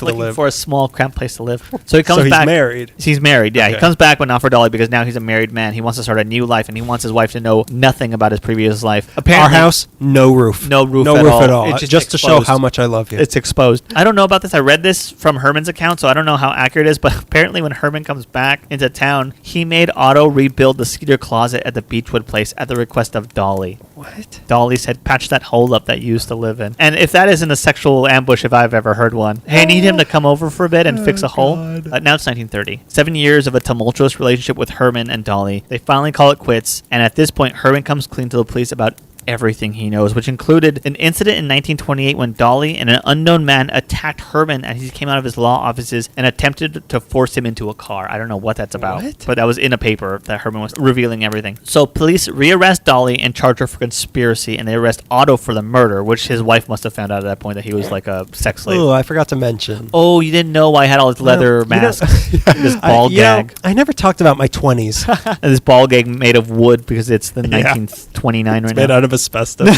It's nice up there. There's asbestos to keep you warm. As asbestos as you want. And it's so tasty, too. He gets arrested for murder. He gets knocked down to manslaughter because he says that it was self-defense. And because the statute of limitations at the time, I didn't look it up, but the statute of limitations for manslaughter. That's crazy. But is it self-defense if you're protecting somebody else? Like, he wasn't in danger. She was in danger. Yeah, it's probably not self-defense. You probably are defending someone's life, though. And then he felt like he was personally going to get killed, too, so he... Okay. Yeah, I guess so. Yeah. If you're stopping someone from killing somebody else, chances are they're probably going to try to kill you, too. If you stand around and wait for them, they're probably going to kill you, too. If you give a murderer a motive. Enough time and a motivation. As he's strangling someone. You don't like witnesses, do you? How do you feel about witnesses? You wouldn't do that to me, would you? So he wasn't charged with Fred's murder. Dolly's conspiracy trial ended with her walking free after her attorney, Jerry Geisler, won her a hung jury. Dolly lived I'm to sure be... that's her favorite kind. I'm going to have a jury. Dolly lived to be 75 years old. She passed in 1961, being married to her second husband, Ray Burt Hendrick, who was 30 years old. Can she, like, not marry someone with a normal name? It's the 30s. There's no such thing. So in 1995, they made a movie titled The Man in the Attic starring Ann Archer and Neil Patrick Harris, which was based on a true what year story. was this? 1995, they made the movie. Oh, okay. I thought you said 1933 and Neil Patrick Harris was in it. He never ages. Doogie He looks Howser. just as young as he was in Doogie Howser. So I got most of this from an article from Cecilia Rasmussen. This is how she ends it. I think it's a perfect way to end this too. The house where Fred Osterock was shot to death still stands at 858 Lafayette Park Place in Echo Park off Bentway. It's been divided into 6 apartments, one of those being the attic. And that's the story of the Batman of Echo Park. Yeah, you're right. It is creepy at the beginning. Yeah. It's just, I mean, it's creepy in a different way. Yeah, it's creepy in a different way. It's upsetting. When I first read it, I was most struck by the creepiest factor was that a man emerged from out of nowhere to kill you. That's a big opening. Yeah, I went for it. So did he. Let's go to my next one. This is I say it's brief. It's like 2 pages, but there's not really an ending to this. It's a mystery. It's a really good mystery. Okay. So there's nothing I can really say leading up to it that would, without giving too much away. So I'll just give you the vaguest teaser of what I'm about to talk about. Weird stuff. That's not a pun. Oh, wait, like stuffing, like turkey? Something's weird. Is this the the way you said Thanksgiving that. episode? So the date, August 17th, 2010. The location, the Glenn Donald Building at 2121 James M. Wood Boulevard near MacArthur Park, which is still the craziest street name in the city. It is a crazy street name, and it's really just like 9th Street. There's James M. Wood and then Chevy Chase. And Glendale, yeah. Bill Murray Road. John Belushi Way. So that's the date. The problem, their basement was filled with junk. This is what's going on. The basement of the building used to be used as a ballroom in its heyday, but circa 2010, it was just a place all the tenants stored the crap they didn't have room in their apartments for. But the owner needed it cleared out for insurance purposes, so everyone was told they had until a certain date to move it all. Whatever was left, the building manager, Gloria Gomez, could do whatever she wanted with them, which was great for Gloria because she loved collecting antiques. And the only stuff left in there after everyone cleared it out was really old from tenants who had moved out decades ago and just forgot to take their stuff with them. So she went down there with her friend Yiming Jing, and down there were 3 old steamer trunks that looked like they were from the 20s or 30s. So that's pretty much all that was left down there. They broke into 2 of them with a screwdriver, empty, but they cracked open the 3rd one and they hit the jackpot. They hit the antique collector's jackpot. It was just a treasure trove of a bunch of old junk from the 30s that people like her would go nuts for. They found some old pictures, a fox fur wrap, a flapper dress, a purse, a pearl necklace, an iron, a girdle, a cigar box, some postcards, so she must have been a Patreon subscriber, a ticket stub from the closing ceremony of the 1932 Olympics, Los Angeles Olympics, a figurine of a toilet. Dibs. Throw the rest out. We found our nugget. So they were thrilled, but then they saw these 2 old doctor satchels in them, and Yiming picked one up saying, these are probably pretty valuable, but it felt heavy. It felt like there was something inside of these things. Do you know this story? No. So she opened one up, and inside it was like a crumbled up old LA Times from 1933. It had an article about the latest John Dillinger robbery, which is pretty cool. But then there was something else in there underneath these crumbled up newspapers. Something was wrapped up in silk fabric, and she unraveled it, and it looked like a clump of dry old wood. And then they looked a little closer and they realized this is something that used to be alive. They thought maybe it was a dead animal and they were going to bury it, and then it hit them.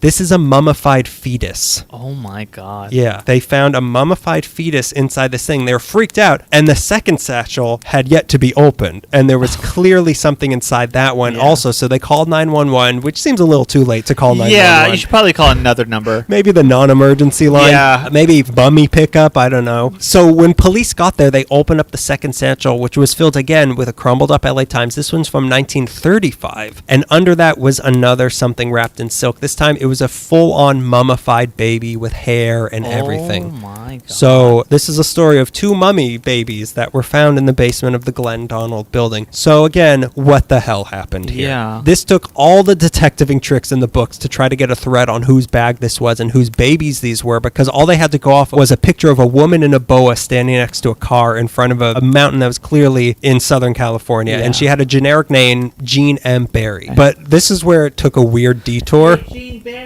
You know those mummies you're looking for? Well, Dust. yeah, well, listen to this. It's the police detective. So this is where it gets weird. Again, It continues to be weird. it continues its already established level of weirdness, because there were things in the trunk with the initials JMB on it, which could have meant Jean M. Barrie, but also those are the initials of the author of Peter Pan, J.M. Barrie. Oh. It seems like a leap, but there was also a copy of Peter Pan in there and a membership card to the Peter Pan Woodland Club Resort in Big Bear. So for a little bit, the LAPD was investigating whether or not J.M. Barrie, the author of Peter Pan, who had been dead for 70 years, might have come to LA and stuffed a couple of dead babies into a trunk in MacArthur Park and left. As symbolism for children who don't grow up, which is what Peter Pan's about. I didn't even think of that. That is upsetting. Yeah, well, I think of myself as like a regular investigator. You know, I just like think outside the box. I know. You've heard of boxes, right? I have. I think outside of them. I'm taking a class on junior investigating and also metaphors and screenwriting. So apparently it got to the point where they wanted to exhume the corpse of J.M. Barrie and get DNA samples. But the investigation soon shifted. They're like, this is, what are we thinking? This is crazy. real. This can't be real. We have to arrest Shakespeare today. It couldn't have been J.M. Barrie. J.M. Barrie would never do that. Where's Plato's grave? They shifted towards a few women who had actually been in L.A. around that time that were named Jean M. Barrie. Fair. But again, there was one lady who had lived in San Francisco around the 1930s, one who had lived in South Africa as well. There was also a kind of well-known vaudeville performer named Jean M. Barrie, who actually was a relative of J.M. Barrie, but the lady they landed on was actually named Janet Mann Barrie, who used Jean as a nickname. Okay. And I haven't watched enough CSI to understand how they settled on her, but she seemed to be the right person. Okay. This J.M. Barrie was born January 15th, 1897 in Blantyre, Scotland. Her dad was a coal miner. Her mom was a mom. She had 12 siblings. At age 14, the family moved to Diamond City, Alberta, Canada, because her dad once saw an advertisement that said that the streets of Canada were paved with gold. And wouldn't you know it, they were right. Don't tell America. The streets are paved with free healthcare. They're paved with morphine. When it was time for her to choose a life for herself, she decided she wanted to become a nurse. So she went to, for all that free healthcare, she went to school in Winnipeg, where the streets are paved with hospital gowns. And after getting certified, she spent some time in Chicago and then came down to LA sometime in the 1920s. So in 1929, she lived in an apartment near MacArthur Park, not the Glenn Donald though, with a woman named Ada LaRosse. Suspicious. What was Ada in 2010? Where was Ada in 1929? I'd really like to know. But aside from being a nurse, she was also just an independent woman about town. Sounds like Ada. She drove a Dodge Roadster. Sounds like Ada. She was a card-carrying member of the Ebel Club, and she liked going to horse races a lot. That was her thing. But at some point in the 30s, she got a new client, Mary Downs Knapp. Again, that also sounds like a sentence. Those are all three verbs, too. She was a very sick woman, so J.M. Barrie was hired to be her personal nurse by her dentist of a husband, George Guy Knapp. Unfortunately, around 1940, Barrie had to briefly move back to Diamond City, which, why isn't it paved with diamonds? I don't get it. But misleading. But then came back to LA in 1941 with George Knapp as her sponsor because he trusted her as his wife's nurse. So much so that around 1948, he bought 3 units in the Glenn Donald building building using 2 for he and his wife and 1 for J.M. Barrie. It was kind of a Batman situation where J.M. Barrie would live there, but 1 became 2 because J.M. Barrie and George Knapp, who was 20 years older than her, started having an affair that lasted, 16 years while his wife slowly died, and she was his wife's nurse. Wow, he pulled a Dr. Seuss. Yep. An affair I will have with hair. The reason the affair ended was because in 1964, Mary died of breast cancer, and now George and Janet were free to end their affair and immediately got married. But like I said, he was 20 years older than her, so he was dead just 4 years later. She stuck around in that building until 1985 when she moved back to Vancouver, Canada, where the streets are paved with filming locations from The X-Files, until she died in 1994 during hernia surgery. So this is all this is all we know about Janet M. Barrie's life. None of this explains why she had 2 dead babies in her steamer trunk. They didn't even know whether or not they were her babies. Were they babies she murdered? Were they illegal abortions? Were they medical cadavers that she kept for some reason? But back in 2010, the LAPD got a DNA sample from her niece in Alberta, which proved that, yes, these were her babies. Both were female, but there was no sign that they had been murdered, but also no sign that it was an abortion. They just died. But her family didn't know of her ever having any kids or that she was ever pregnant, and yet here were 2 of her children with no hospital record of them ever being born. So they also didn't know who the father was because they couldn't find any blood relatives of George Knapp to get DNA from, but she clearly cared for these kids because the silk that they were wrapped in was clean, with none of the horror stains that go along with Murdering a dead body. baby, There was no murder, but just like if you wrap a decaying body in something, it's going to get dirty. But these were clean, which means that she was regularly rewrapping the bodies to keep them clean. So again, what the hell happened here? Were they children of her affair with George that had died young? Were they children of another affair? Either way, how did they die? And more importantly, why did she keep them? There just isn't enough evidence left behind to explain why this happened, and the LAPD closed the case because there was no evidence of murder again. So this one ends on a mystery that will never ever be solved. But one last part of the story, which is maybe even weirder, when she died, she was cremated and put into the same urn with the ashes of George Knapp and his first wife, who he was cheating on her with. You're kidding. So they're over at Forest Lawn, Glendale, near Clark Gable's grave, if you want to go ogle at this weird eternity throuple. There's no answers here, but that's upsetting. It's very, why would she do what? that? What? Like what? I can't imagine what she happened. There were some people, I think she might have had dementia, maybe, I don't know, but why? No explanation, very weird. Now what have you got? Something similar, but this one's full of answers, so you'll be a little bit happy. This is a story that some might remember from My Favorite Murder. It was quite memorable, and I almost didn't do that because of it, but Ada talked me into it. You're encroaching on their territory that they encroach on us. Exactly, you figured it out. Ada talked me into it because you don't listen to My Favorite Murder, so you don't know this story. And no one else, none of our listeners do either. Yeah, we vet them before they become listeners. Or people who just want to hear our take on it. They want to hear 2 comedians' take on it. Not they want to hear a more unpaid take on it. Yeah, they wanted something that wasn't as sponsored and clearly hungry for attention. I'm not going to get scary until page 2. I'm just going to lead into it. All right, that's when the skeletons show up. Yeah, let's talk about the Long Beach Pike Pier. Okay. If you remember, at the turn of the century, Abbot Kinney was already building amusement piers in Venice Beach. Long Beach, our Southside sister, similarly had seaside why did I write that? Our Southside sister similarly had seaside amusement. This is part of our warm-up before our vocal warm-up. Right. Our seaside sister slips silently through the sunlit seals. They also had amusement piers and amusements. Fun. Yeah. Amusements. Thanks to a man named Charles Drake. So by 1902, they had a bathhouse, a cafe, a bowling alley, and a 60 by 120 foot concrete pool that became known as the Plunge, which always sounds great. All this at the end of the Red Line car. Which is a great name for something dangling off of the end of a pier. 5 years later, they introduced a ballroom, a movie theater, roller coaster rides. It's like the Jackrabbit, which later became the iconic Cyclone Racer, and an auditorium. This is through the years. They also had something called Bisbee's Spiral Airship, which looks really cool. It looks like I guess you're in a little dangling box, and you ascend this tower, and then you just spin around the tower, spiral down it. It's old-timey, but it looks exciting. I can't even picture that. Like a gumball machine? A little bit like a gumball machine, yeah. That's probably a better way to describe it. I'll send you a picture, and you'll be like, oh, a gumball machine. Oh, nice gumball machine. By 1910, Charles Loof would put the Hippodrome in Santa Monica Pier, did the same thing for Long Beach. So Long Beach had a really dreamy oceanside pleasure pier, and it got nicknamed the Walk of a Thousand Lights, but soon, for I don't know what reason, it got called called the Pike. For some reason, pike is a very nautical term, and I don't know why. I don't know why either. Maybe you like stab a tuna or something with a pike? I guess so. It's got to be that. Why are we even questioning it? I mean, my guess, there has to be fact. My guess, that doesn't sound right. I got a lot of info from a blog titled Atomic Redhead, and they stated that lurking in the shadows of the Pike pretty much from like the 20s on were like peep shows and gambling places and prostitution. The dirty parts. Yeah. The dirty bits. Solidifying its existence as a oceanside pier. As we Right. all know, all oceanside Yeah. piers are a little bit like You that. can't have an oceanside pier without a peep show. Yeah, exactly. Every pier that didn't completely burn down, the piers were seedy, but as the decades went on, the seediness outgrew the family friendliness and it fell into disrepair. And so the only thing there was seediness. And then,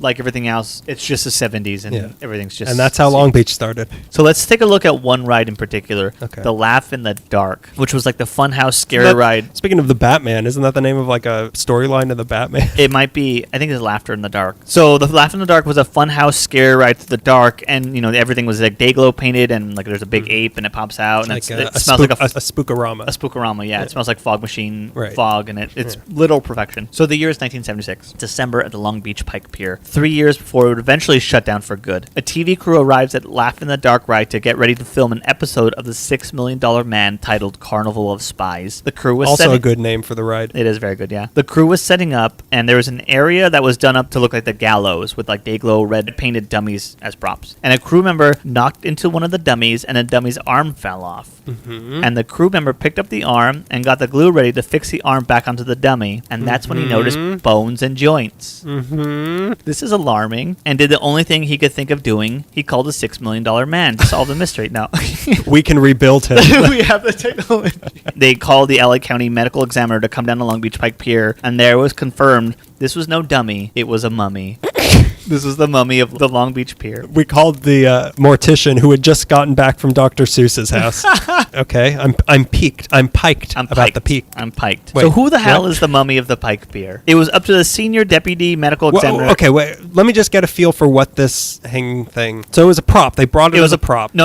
It was a prop that already had been there at the fun house. Oh, okay. It was in the background. From the fun house. So did it look? What did it look like? I have pictures if you want to see. Oh, I'll have to send them to you. Yeah, send me. I'll look later. And Okay. I'll insert my reactions. I've seen black and white photos. It looks like if I saw it, I'd think that's a dead body. Like that's an old dead body. Because The I'm pictures are imagining upsetting. like a scarecrow almost. Kind of. But like that. You're giving it a lot. obviously It not was right. not dressed up at all. It was painted red. It was like nude, but Ew. painted. So Ew. it was just like a silhouette. They Okay. wanted just a So silhouette it in the was background. just kind of like we know that figure, that fine figure that a mummy cuts. It's like that sort Yeah, but of it's like not- an arrowhead almost. It just looks like a corpse. If you're thinking mummy wrapped up in Yeah, a I'm Egyptian thinking- tomb, you're thinking the wrong thing. I'm thinking of a I'm mummified thinking of King Tut. cadaver. Okay. So it's up to the senior deputy medical examiner Joseph Choi and the chief medical examiner Thomas Noguchi to find out. So based on the Y-shaped incision on the mummy's chest, they could see that it once had a very simple autopsy. Pathologists were able to determine that this was a male Caucasian between 30 to 40 years old. He had been embalmed, and the fluid had petrified the organs and kept them in the normal anatomical positions. They found a bullet wound on the chest, but no bullet was found. From the wound, though, they could see that the ballistics from the bullet jacket was from a 20 to 32 caliber projectile that had ripped through his 6th right rib, the right lung, the diaphragm, the liver, and the intestines. Okay. This is gross. Don't talk about intestines when I have kidney stones, but you're just aggravating it. It's a Sure. completely different thing, but please don't talk about it. You're going to summon it. And they kept... Did he have kidney stones? That's all I want. Well, that's probably how he died. And So how... kidneys were stones at And this then point. once his family found out they didn't want him anymore, they want to bury him because they found out what a loser had he kidney was stones. dated. Yeah. No one wants a son with kidney stones. So they kept investigating this dead guy like he was a treasure chest found in a museum basement. They looked into the bullet tracings. The bullet jacket was half copper and introduced in 1905 and discontinued before World War II. So he's old. The embalming fluid was involved. How old is he? We don't know. We don't know. We're trying to figure We it don't out. have Give the us a couple days. pathology results yet. The embalming fluid, which involves arsenic, had fallen out of favor in the early 20th century. So they're narrowing down exactly Yeah, where this time corpse. frame. Yeah. So they kept digging in this guy. Like they digged in this guy, and they found. Death is humiliating. Go on. Just burn me. Just please burn me.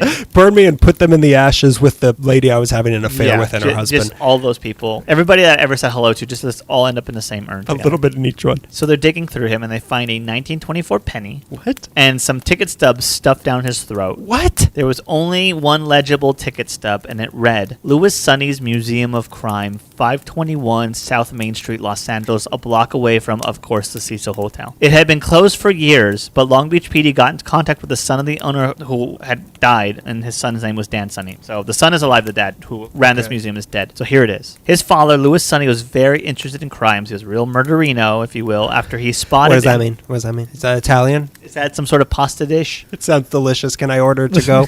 I'll have 2 things. Thanks. So Louis Sonny, he spotted and apprehended a bank robber named Roy Gardner. I don't know at what point in his life, but he did that in his real life. And with that, he got a $5,000 reward for his capture. And Sonny went on to make a silent film with the humble and very subtle title, I Captured Roy Gardner. He took this movie on a... Me, parentheses, me, Louis Sonny. So he takes this movie on a tour around the country, and as he toured, he found himself collecting a number of sideshow-type curiosities, mostly wax figures of outlaws like Billy the Kid and Jesse James. This collection became the Museum of Crime, which he toured, and in 1922, Sonny accepted this corpse as collateral. Hang on, are you describing the movie House of Wax? Oh, that's why I keep talking about Vincent Price. Oh, I figured it out. Knew it. I was wondering why the articles I was reading had a weird vocal affectation. He's kind of like a grandpa, but like a spooky grandpa. That was the voice I was getting from. But also a little sexy. On the fence about sexuality. You don't really know. Could go either way. Doesn't matter. It doesn't matter. So this mummy fell into Sonny's lap as collateral for a $500 loan in 1922. Sonny needed a new mummy. Okay, so he knew it was a mummy, though. He knows it's a mummy? He knew it wasn't a wax figure. He accepted it as a corpse. So when the borrower defaulted, Sonny found himself stuck with this corpse. So what did he do? He made the corpse part of the crime museum. Okay. So this asks the question, who the F word is the corpse? So let's get to that. Dan Sonny was able to reveal its identity as Oklahoma outlaw Elmer McCurdy. Okay, weird name. But also, why did they stuff a ticket stub down his mouth? I have no idea. Even you need admission. Exactly. Even he pays. Watch. I think that it was just like unsupervised people walking around a wax museum. They're like trash can. like when you leave LACMA and you have the sticker and you put it on the wall. Exactly. That was their equivalent of that, since there was nothing sticky at the time. It was time. a proud tradition. Put your ticket stub in this dead man's mouth. McCurdy was a expert safecracker and a murderer who had shot and killed a man in Colorado at the turn of the century. He was born in Maine in 1880, the same year as Dolly Osterock. Oh, really? Yeah. And at the age of 23, moved to Kansas, where he failed at being a legitimate member of society. He was a plumber and worked in the mines before enlisting in the army, and once he gets back, pretty quickly turned into a life of crime. He was not great at that either. He'd been getting charged but acquitted of burglary in Missouri in 1910. He and his crew, which included an outlaw named Walter Jarrett, tried to rob trains, and they were not good at it. Usually only getting... Wait up! They usually only got hundreds of dollars when the loot could have been like tens of thousands of dollars. That's like not how not good they were. They robbed transporting the contents of a bank's vault. Yeah. But they didn't go into that car, and they just robbed a bunch of old robbed ladies. like all the silverware from the lunch cart next to it. It's funny when I think about like the big outlaws, like Billy the Kid, whatever, and you're like, well, how did they get so notorious? They probably killed a lot of people, but like, Butch Cassidy and the Wild Bunch and all those were probably really good at what they were doing. Yeah. They weren't nobody. Yeah, people admired them a little bit. Yeah. So him and his crew were notorious along the Kansas border. He'd served time in Oklahoma Territorial Penitentiary and escaped from that in 1911. After that, he led an attack on the Missouri Pacific train near Coffeyville, Kansas. So in October of 1911, he held up a train thinking there would be thousands of dollars in Native American tribal payments. What they found was $46. So they stole whiskey crates to compensate, because that's what we were going to buy with thousands of dollars anyways. What an insult. The Native Americans have to pay the government this money that they shouldn't have to pay, and then someone robs that them. Payment before it can get to the government. Yeah, this is most of the story of A Bug's Life. After this heist, like immediately after, the hunt is on for them. Who's Thumper? Wait, isn't there a Thumper, or is that from Bambi? That's Bambi. You're thinking of the... There's like a grasshopper who like thumps his tail. He's played No, by there's Richard a Kind. caterpillar that's really big, if you're thinking of that. Richard Kind's in it, right? Richard Kind is in it. Okay, that's a win for me. James Wood is also in it, which is a lose for me, but he has one of the best Chevy lines. Chase in it? If I didn't promise Mother on her deathbed that I wouldn't kill you, I would kill you, is one of my favorite lines. Richard Kind is in it, isn't he? He is. I forgot what I was talking about. Okay, so they rob this train. They get $46. They steal a bunch of whiskey, and they're on the run from the police now. The police. Is that even a crime if it's $46? I know. Just take... Okay, whatever. Just let them go. So the gang splits up, and 2 days later, McCurdy found himself hiding in a ranch in the Osage Hills, getting loaded with field hands and thinking he got away. scot-free. He did not. He woke up to the sound of sheriff deputies surrounding the barn, and McCurdy thought, they're going to have to take me dead or alive, so the deputies chose dead. You know what the punishment for this is, don't you? Mummification. We're going to laugh at your corpse for decades to come. You're going to the crime museum, buddy. So McCurdy came out guns blazing, and they shot and killed him. Sorry, Charlie. So how does this dead outlaw in Oklahoma wind up in the $6 million man 60 years later? So the deputies killed him. They have Elmer McCurdy's body in custody, but he's dead. So they take him to the Johnson Funeral Home in Pahuxa, Oklahoma, and there he sat for 4 years, unclaimed, collecting dust. Nobody wanted to claim his body. So in 1916, 2 people claiming to be the relative of McCurdy's. Why don't they just get, like, there should be a, like, at work, we have a lost and found that lasts for like 6 months. Yeah, just toss it in. Mortuary, same policy. So 2 people claiming to be relatives of McCurdy's from California had the body shipped out west. I doubt they were, because from this point, his corpse becomes a sideshow attraction, touring nearly every city in the South and the West. This is what he would have wanted, I just want to travel. I just want to see the West. no matter how. I just want to see In-N-Out one time in my life. I wasn't able to confirm, but it looks like this traveling attraction are the people who borrowed money from Louis Sonny and left McCurdy's corpse as collateral. So it traveled with Louis Sonny until 1949 when Louis died. His son then put all his dad's museum exhibits in storage for like 20 years until 1971 when he sold his dad's exhibits to the Hollywood Wax Museum. One of the pieces from Sonny's exhibitions that did not get purchased from the Hollywood Wax Museum was a 60-year-old cadaver of Elmer McCurdy. Ask me why. Because it was not lifelike. Oh, God. So they passed on it. Real class act. So then the corpse was bought by the Long Beach Pike Pier for the Laugh in the What Dark an Funhouse, insult. where it sat for 5 years before his arm was knocked off and got this whole investigation going. I mean, he was like a murdering criminal, That's so what I I don't kept feel having to that tell bad, myself. but like, come on. Even the murderous outlaw Elmer McCurdy had paid his debt to society by having his nude corpse on display this long. His remains It was painted red also. It was also painted red. His remains were shipped to Oklahoma, where forensic anthropologists were able to confirm 100% that this was Elmer McCurdy using old photographs and mugshots. And it's scary because the book Looks just like... the book that I have, that I found the story in, has like a mugshot from him. It might be actually like the death photo, like after he was killed, and a picture of what they found in the 70s. And it's, I don't want to say heartbreaking. It's a little bit heartbreaking, but you can see how this was him. Yeah. It's upsetting to me. How can it be heartbreaking when his heart was removed 60 years 60 earlier? years ago. He was formally buried in April of 1977 at the Summit View Cemetery in Guthrie, Oklahoma, buried alongside his peers, outlaws, and politicians. And that's the story of Elmer McCurdy and the mummy of Weird. the Long Beach Pier. I can't even, like, the sound of a mummy's arm falling off. Oh, yeah. Picking up the arm and like, a little heavy. What was it stuffed with? And just seeing like bone and joints and like I inhaled some of it. Good thing it's just asbestos. God. Oh, no. Yeah, that's gross. It's That's upsetting. so weird. Every fun house you go to might have an actual dead body, so Keep watch that in out. mind. They never found Blue the Kid's corpse, did he? I don't know. But looking at the Long Beach Pike Pier of the first half of the 20th century, it might now be my favorite of the old piers that aren't here anymore, because it looks so cool. The lettering for everything is fantastic. The rides seem really cool, and it's Long Beach. It's not snooty West Coast. It's not the Santa West Monica. Side. I'm sure that wasn't the only corpse floating around Oh, the Pike yeah. around that time. So let's get to the last one. Do it, buddy. It's our last one for the night. It's so like, dark it's out. like noon. It feels like it's midnight, and Yeah. I haven't had lunch yet. So, ring-a-ding-ding, it's time for a curse that ends in a hearse. We already covered the life and death of Rudolph Valentino. We're dipping back to some things from the past. Are we? Maybe This was just our very one. first Creepy Christmas was Rudolph Valentino. Rudolph Valentino's- the Woman in Black. Yeah, so we talked about him, the very first one. So just as a refresher, Rudolph Valentino, he was an Italian guy who played characters from every other race than Italian. In the early days of Hollywood, it became one of the first real movie stars. He was the first non-white crush for white women. He was white. But he played like the right, chic yeah, and stuff, and right. people were like, "Oh my god!" This guy is from such a different country. Tall, dark, handsome, and accented. Tall, dark, and handsome, but my parents won't object. His big things were the 4 Horsemen of the Apocalypse, which Right. I remember making a joke about that Yeah. 8 years ago.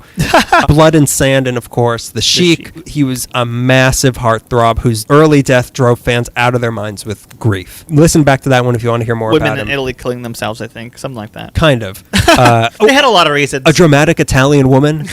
Never. But behind that narrative that we already discovered Yeah. of unthinkable fame that met a tragic end early may have been a piece of jewelry that was responsible for it. A cursed ring, perhaps? Who knows? At the height of his fame, Rudy, as I'm going to call him, Yeah. Rudy V. was in San Francisco filming a movie and passed by an antique store. Again, beat for beat, this is our intro. He passed by an antique store and something inside of it caught his eye, a ring. It was a silver ring with a type of quartz crystal set in it known as a tiger's eye because of the way the light reflects off of it. It looks like a tiger's eyeball. Okay. In a mystical sense, this type of stone is supposed to grant you stability and insight, and the name of this particular ring was the Ring of Destiny. Oh, man, that's a big deal. And it could all be his for the price that only the biggest movie star in the world could afford, $7. Back then, Back the then, bank. He could buy San Francisco for that price. That's how much he got paid to be in the chic.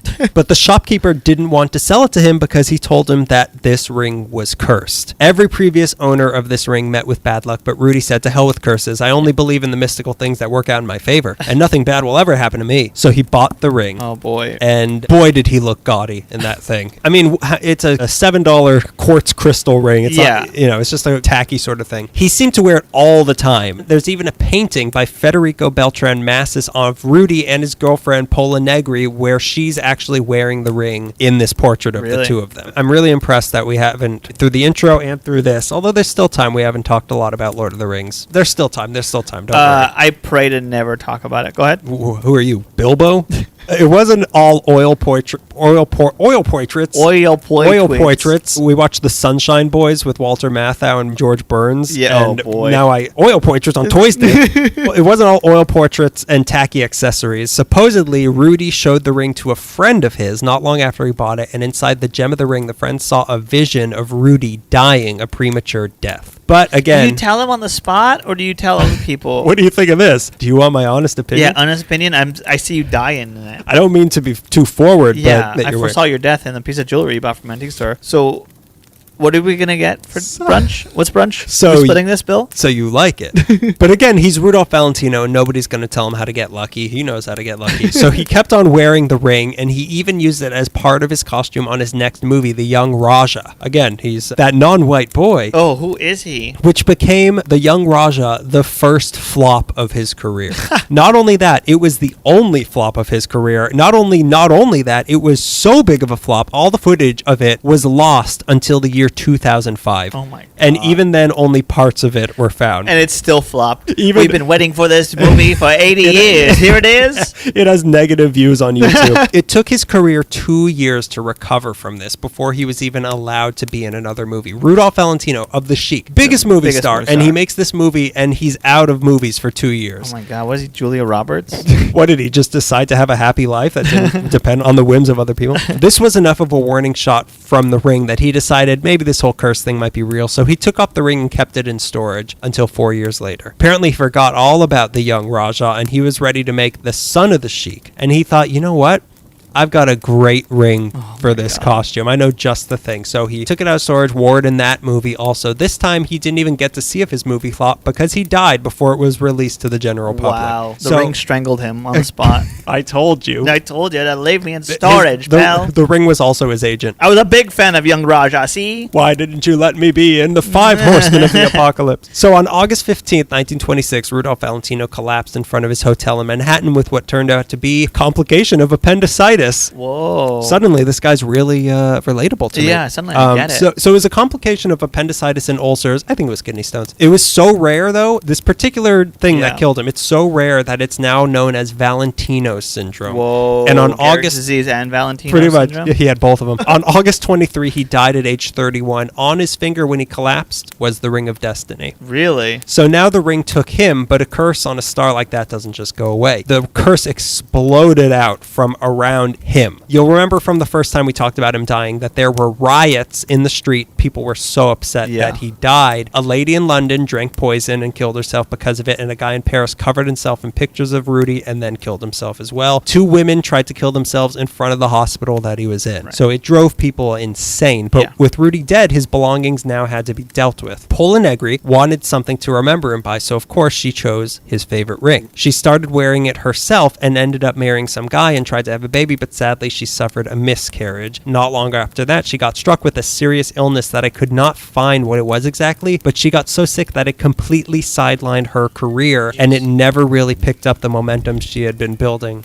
we're talking about scary things and a baby's crying in the Baby's distance. crying while we were sitting by a warm fire? How is this normal? I didn't invite this baby in. But supposedly, once she stopped wearing that ring, she mysteriously started getting better all of a sudden. A little while later, she started performing on stage with a singer named Russ Colombo. Colombo, or as he was born, Ruggiero Eugenio di Rodolfo Colombo. Russ is good. It's an acronym for all of his other names. This guy, Russ Colombo, had replaced Bing Crosby as the lead singer of the Coconut Grove Orchestra. Okay. And was well on his way to following in the footsteps of Crosby as well, because not only could he sing, but he looked like Rudolph Valentino. Really? Like almost exactly like Rudolph Valentino. So much so that he was known as radio's Valentino, or the singing Valentino. So his star was rising and had just starred in a movie for Universal called Wake Up and Dream, and Negri liked him so much because of his resemblance to her old boyfriend that she decided Creepy. to give her old boyfriend's old ring to him as a token of affection. Were they not getting it? Why would, I mean, a couple incidents. I almost died. Rudolph died wearing it.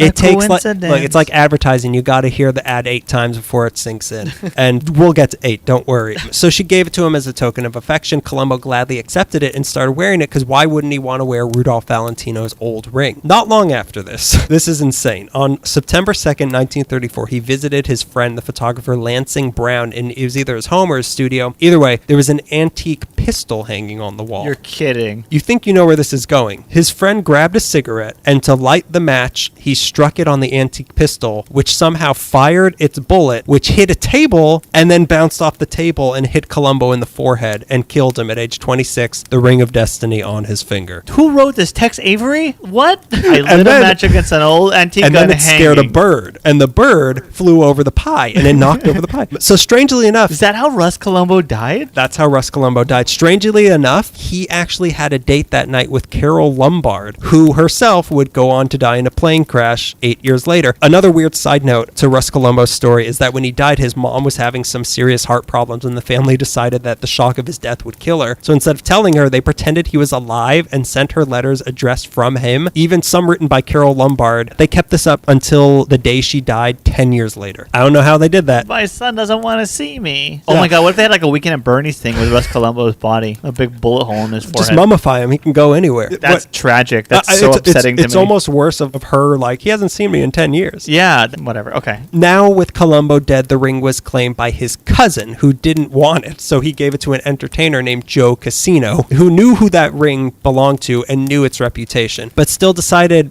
I want this ring. Oh my God. Someone even offered him $300 for it, but no way was he going to part with this thing. But he was still kind of freaked out, it seems, because he decided to keep it locked up. But Okay. after a little bit, he decided, probably is fake. It's Yeah. just coincidences. So he puts the ring on. Week later, got hit by a truck and died. Oh my God. At this point, word got out and people started drawing the connection by the general public between all these incidents and this ring. So now Rudolph Valentino's cursed ring was a matter of public knowledge. After Joe Casino died, the ring went to his brother Del, I assume Del Casino, which is, it's Spanish for of the casino. Del Tacos expanding. They've got Del Casino, we got Del Hamburger, Del Wahlburgers. So Del wanted nothing to do with this curse, so he locked it up in a safe inside his house. But as the years went on, the newspapers hadn't heard of any new victims of the curse, so they decided the curse is probably done. So Del decided, I'm going to start wearing the ring. Enough time has passed. I'm done mourning the curse. Surprisingly, nothing bad ever happened to Del. But then he got real cocky and started loaning the ring out to people who wanted to borrow Watch, it. it doesn't do anything. Watch. Try it. See, just wear it for like a month. If you don't like it, I'll get it off your dead body. One person was a movie producer named Edward Small, who had done The Count of Monte Cristo and Brewster's Millions, and now he was working on a biopic of Rudolph Valentino and was gathering a bunch of Rudy's actual old belongings to use in the movie, and the crown jewel, which is just a ring, was the ring. Del agreed to loaning it to Small, who then gave it to a guy named Jack Dunn. Dunn was a world-class figure skater who was the captain of the 1936 Olympic skating team for Britain, and he also used to date Sonia Henney, but now, like Sonia Henney, he wanted to start acting in movies. Right. Now, Dunn also had a very strong resemblance to Rudolph Valentino, so Small called him in to do a screen test to star in the movie and gave him the ring. Wear this during the screen test. It seemed to go great, and he was all set to star in this new Hollywood movie. Like this, his career is gonna explode now. To celebrate, Dunn went on a hunting trip with some of his friends in Texas. And again, you think you know where this is going, but the ring isn't that obvious. On this trip, he must have touched some weird rabbit because he contracted a type of blood poisoning called tularemia, which is deadly for rabbits and rodents, but is extremely rare in humans and is only fatal in 1% of the cases. Dunn was the 1%. Oh my God. He was dead 2 weeks after his screen test on the day he was supposed to start shooting the movie at age 21. Yeah. So Dell got the ring back and decided maybe it's best to just lock this thing up gonna go again. ahead I shouldn't be so loose, fast Yeah. and loose with the ring. Who But lends a ring out? Anyways, go ahead. if it's Rudolph Valentino's ring, you lend the ring out. Fine. You want to borrow my ring? It's from James Cagney. Oh, yeah, give me. So he thinks, I'll lock it up. That's fine. It's safe. But it wasn't. One night, a guy named James Willis either heard about this ring and wanted it for himself or just wanted to rob Dell. But either way, he broke into Dell's house and cracked open the safe. An alarm was set off and police showed up at the house who saw Willis, fired a warning shot that was much more than a warning because it hit him and killed him. Okay. The ring was in his The pocket. warning, funerals are expensive. There's a warning. We don't know what's coming next. So the ring was in his pocket when he was shot and killed. For the rest of Dell's life, the ring stayed in his safe. And when he died, the people who inherited his estate decided to just keep the ring in the vault of a bank somewhere in LA. I could not find what bank it was. I don't know. But it doesn't end there. In the 50s or 60s, a guy named Alfred Hahn led a group of bank robbers and robbed this particular bank of $200,000 and the Ring of Destiny. The thieves were chased by cops and a couple of them were shot dead. Hahn was taken to court where he was sentenced to life in prison and said, had he known the ring was in that vault, he would have chosen another bank. Oh my God. But it didn't end there for the bank either. It was robbed several more times. There was a huge cashier strike and it also caught on fire. But this is the last we know of the ring. Like, I don't know. It might still be in whatever bank, but some say it was actually stolen in one of the other robberies, so it could be anywhere. But again, it doesn't even end there. We don't know what the ring itself is doing to ruin people's lives right now, but just the very residue of Rudolph Valentino is enough to still be causing tragedy. There's a park in Hollywood called DeLongpre Park. It's a tiny little thing. It has absolutely nothing to do with Rudolph Valentino. But for some reason, a statue was unveiled in this park called Aspiration by Roger Noble Burnham, who's the guy who also did the statue of Tommy Trojan at USC. Oh, okay. For whatever reason, it was dedicated to the memory of Rudolph Valentino. A bunch of his fans just got together after he died, paid for it. It was unveiled May 6, 1930, which would have been his 35th birthday. Ceremony was presided over by Dolores Del Rio, who died eventually. Because everyone does. As we all do. As the police will warn you, we all die eventually. They shoot you. It was a nice gesture, even though it didn't make any sense to put it there. But unfortunately, this ring cursed anything to do with Rudolph Valentino deep. Slight trigger warning here. 1 year after the unveiling of this statue, a 14-year-old girl was found on the bench in front of the statue. She had been chloroformed and sexually assaulted and died shortly after at the hospital. Then on November 1st, 1934, a 30-year-old woman died in the bathroom right next to the statue after drinking a bottle of poison. For whatever reason, the park decided in July 1979 to double down on the Valentino Association and put up a bronze bust of him right near the first statue. But there's also the stories of Rudy's ghost being seen all around town. His ghost has been seen at the beach house he lived in Oxnard while he was filming The Sheik. He's been seen in several hotels he used to stay at Paramount, which is right by where his ashes are. In the women's restroom at Musso and Frank's, he's been seen. Who hasn't? In April 1989, a lady said his ghost stooped her in the middle of the night in what turned out to be an old apartment building that he used to go hang out in a lot. And then, of course, there's his old home, the Falcon Lair. The original building was demolished in 2006, but almost everyone who has stayed there has some sort of story who had stayed there. Yes. A woman was staying there shortly after he died and heard footsteps late at night and then went into the hallway and saw doors opening and closing on their own. And I was going to say the weird thing was, but that's pretty weird. Yeah. His two Great Danes were still living there, Brownie and Rudy, which why would you name your dog after yourself? I never get to say my own name. That's a good name. I always want to call myself and tell call myself I myself. was a good boy. So they had been trained to bark at anybody except Valentino. And while these doors were opening and closing, they were completely silent. So they should have been barking at this. Yeah. Harry Carey said he saw a ghost while he owned the property, and several of the stable workers have seen his ghost petting a horse, and they've quit. Like several people have Yeah. quit. There have also been ghost horses seen there. petting real people. Pooping as they would. So some people think there are so many sightings of his ghost because he's trying to come back to destroy the Ring of Destiny once and for all, which is a Lord of the Rings reference that's too juicy to ignore. But it's a weird thing that aside from just the people who were wearing the ring getting cursed in some way, it was just anybody or anything remotely related or nearby Rudolph Valentino because of this curse, it seems. Maybe the ring isn't cursed. Maybe he's cursed. Maybe he cursed the ring. Anything revolving around his legacy, which leads to maybe one last incident that you could attribute to this curse. And we're going back a long way now, back to the first episode again. The Falcon Lair is in Beverly Hills on Bella Drive on a little hill that is right across a small street from another secluded house on a hill, and that little street is called Cielo Drive. Jesus. His house is a stone's throw away from the Sharon Tate murder house. Maybe it might just be emanating out of that area. I don't know. But weird. Weird. Very weird. Yeah. I love a good curse. Me too. I want to find the ring. I want to find the ring. I gotta get that ring. Now we are Lord of the Rings. If we can just gather like 7 more men, maybe 8 dwarves, 5 elves. Yeah, just a varying Middle Earth ethnicities, because we know that's what it is. We want to be inclusive, so okay, we'll invite troll. Yeah, we'll need a big guy, we'll need a little guy, we'll need a fast guy, we'll need a strong guy. But they all have to be white still. How come no one's addressed that? Yeah, how come no one's talking about this? Anyway, that's our haunted stories for the year. Good creepy stuff. I like that. That was fun. Those were some pretty good episodes. Yeah. I'm never going to even look at my attic again. That's another good criminal episode. There's one, I forgot which episode it is, but a woman finds out that a man has been living in her attic. That... Terrifying. Okay, look, 2 of my biggest fears have been someone living in my attic and also kidney stones, and one of them has happened in the last month already. Well, get ready. Surprise. I know you wanted to quarantine from people, but yeah. I gotta find that ring. I gotta find Elizabeth Lake. I really want to go to Elizabeth Lake now. Yeah, like I right now. Just drive around. Yeah, just drive around it. What's that smell? Yeah. Hey, I've got a smell for you. It's the smell of gratitude. It's the smell of gratitude.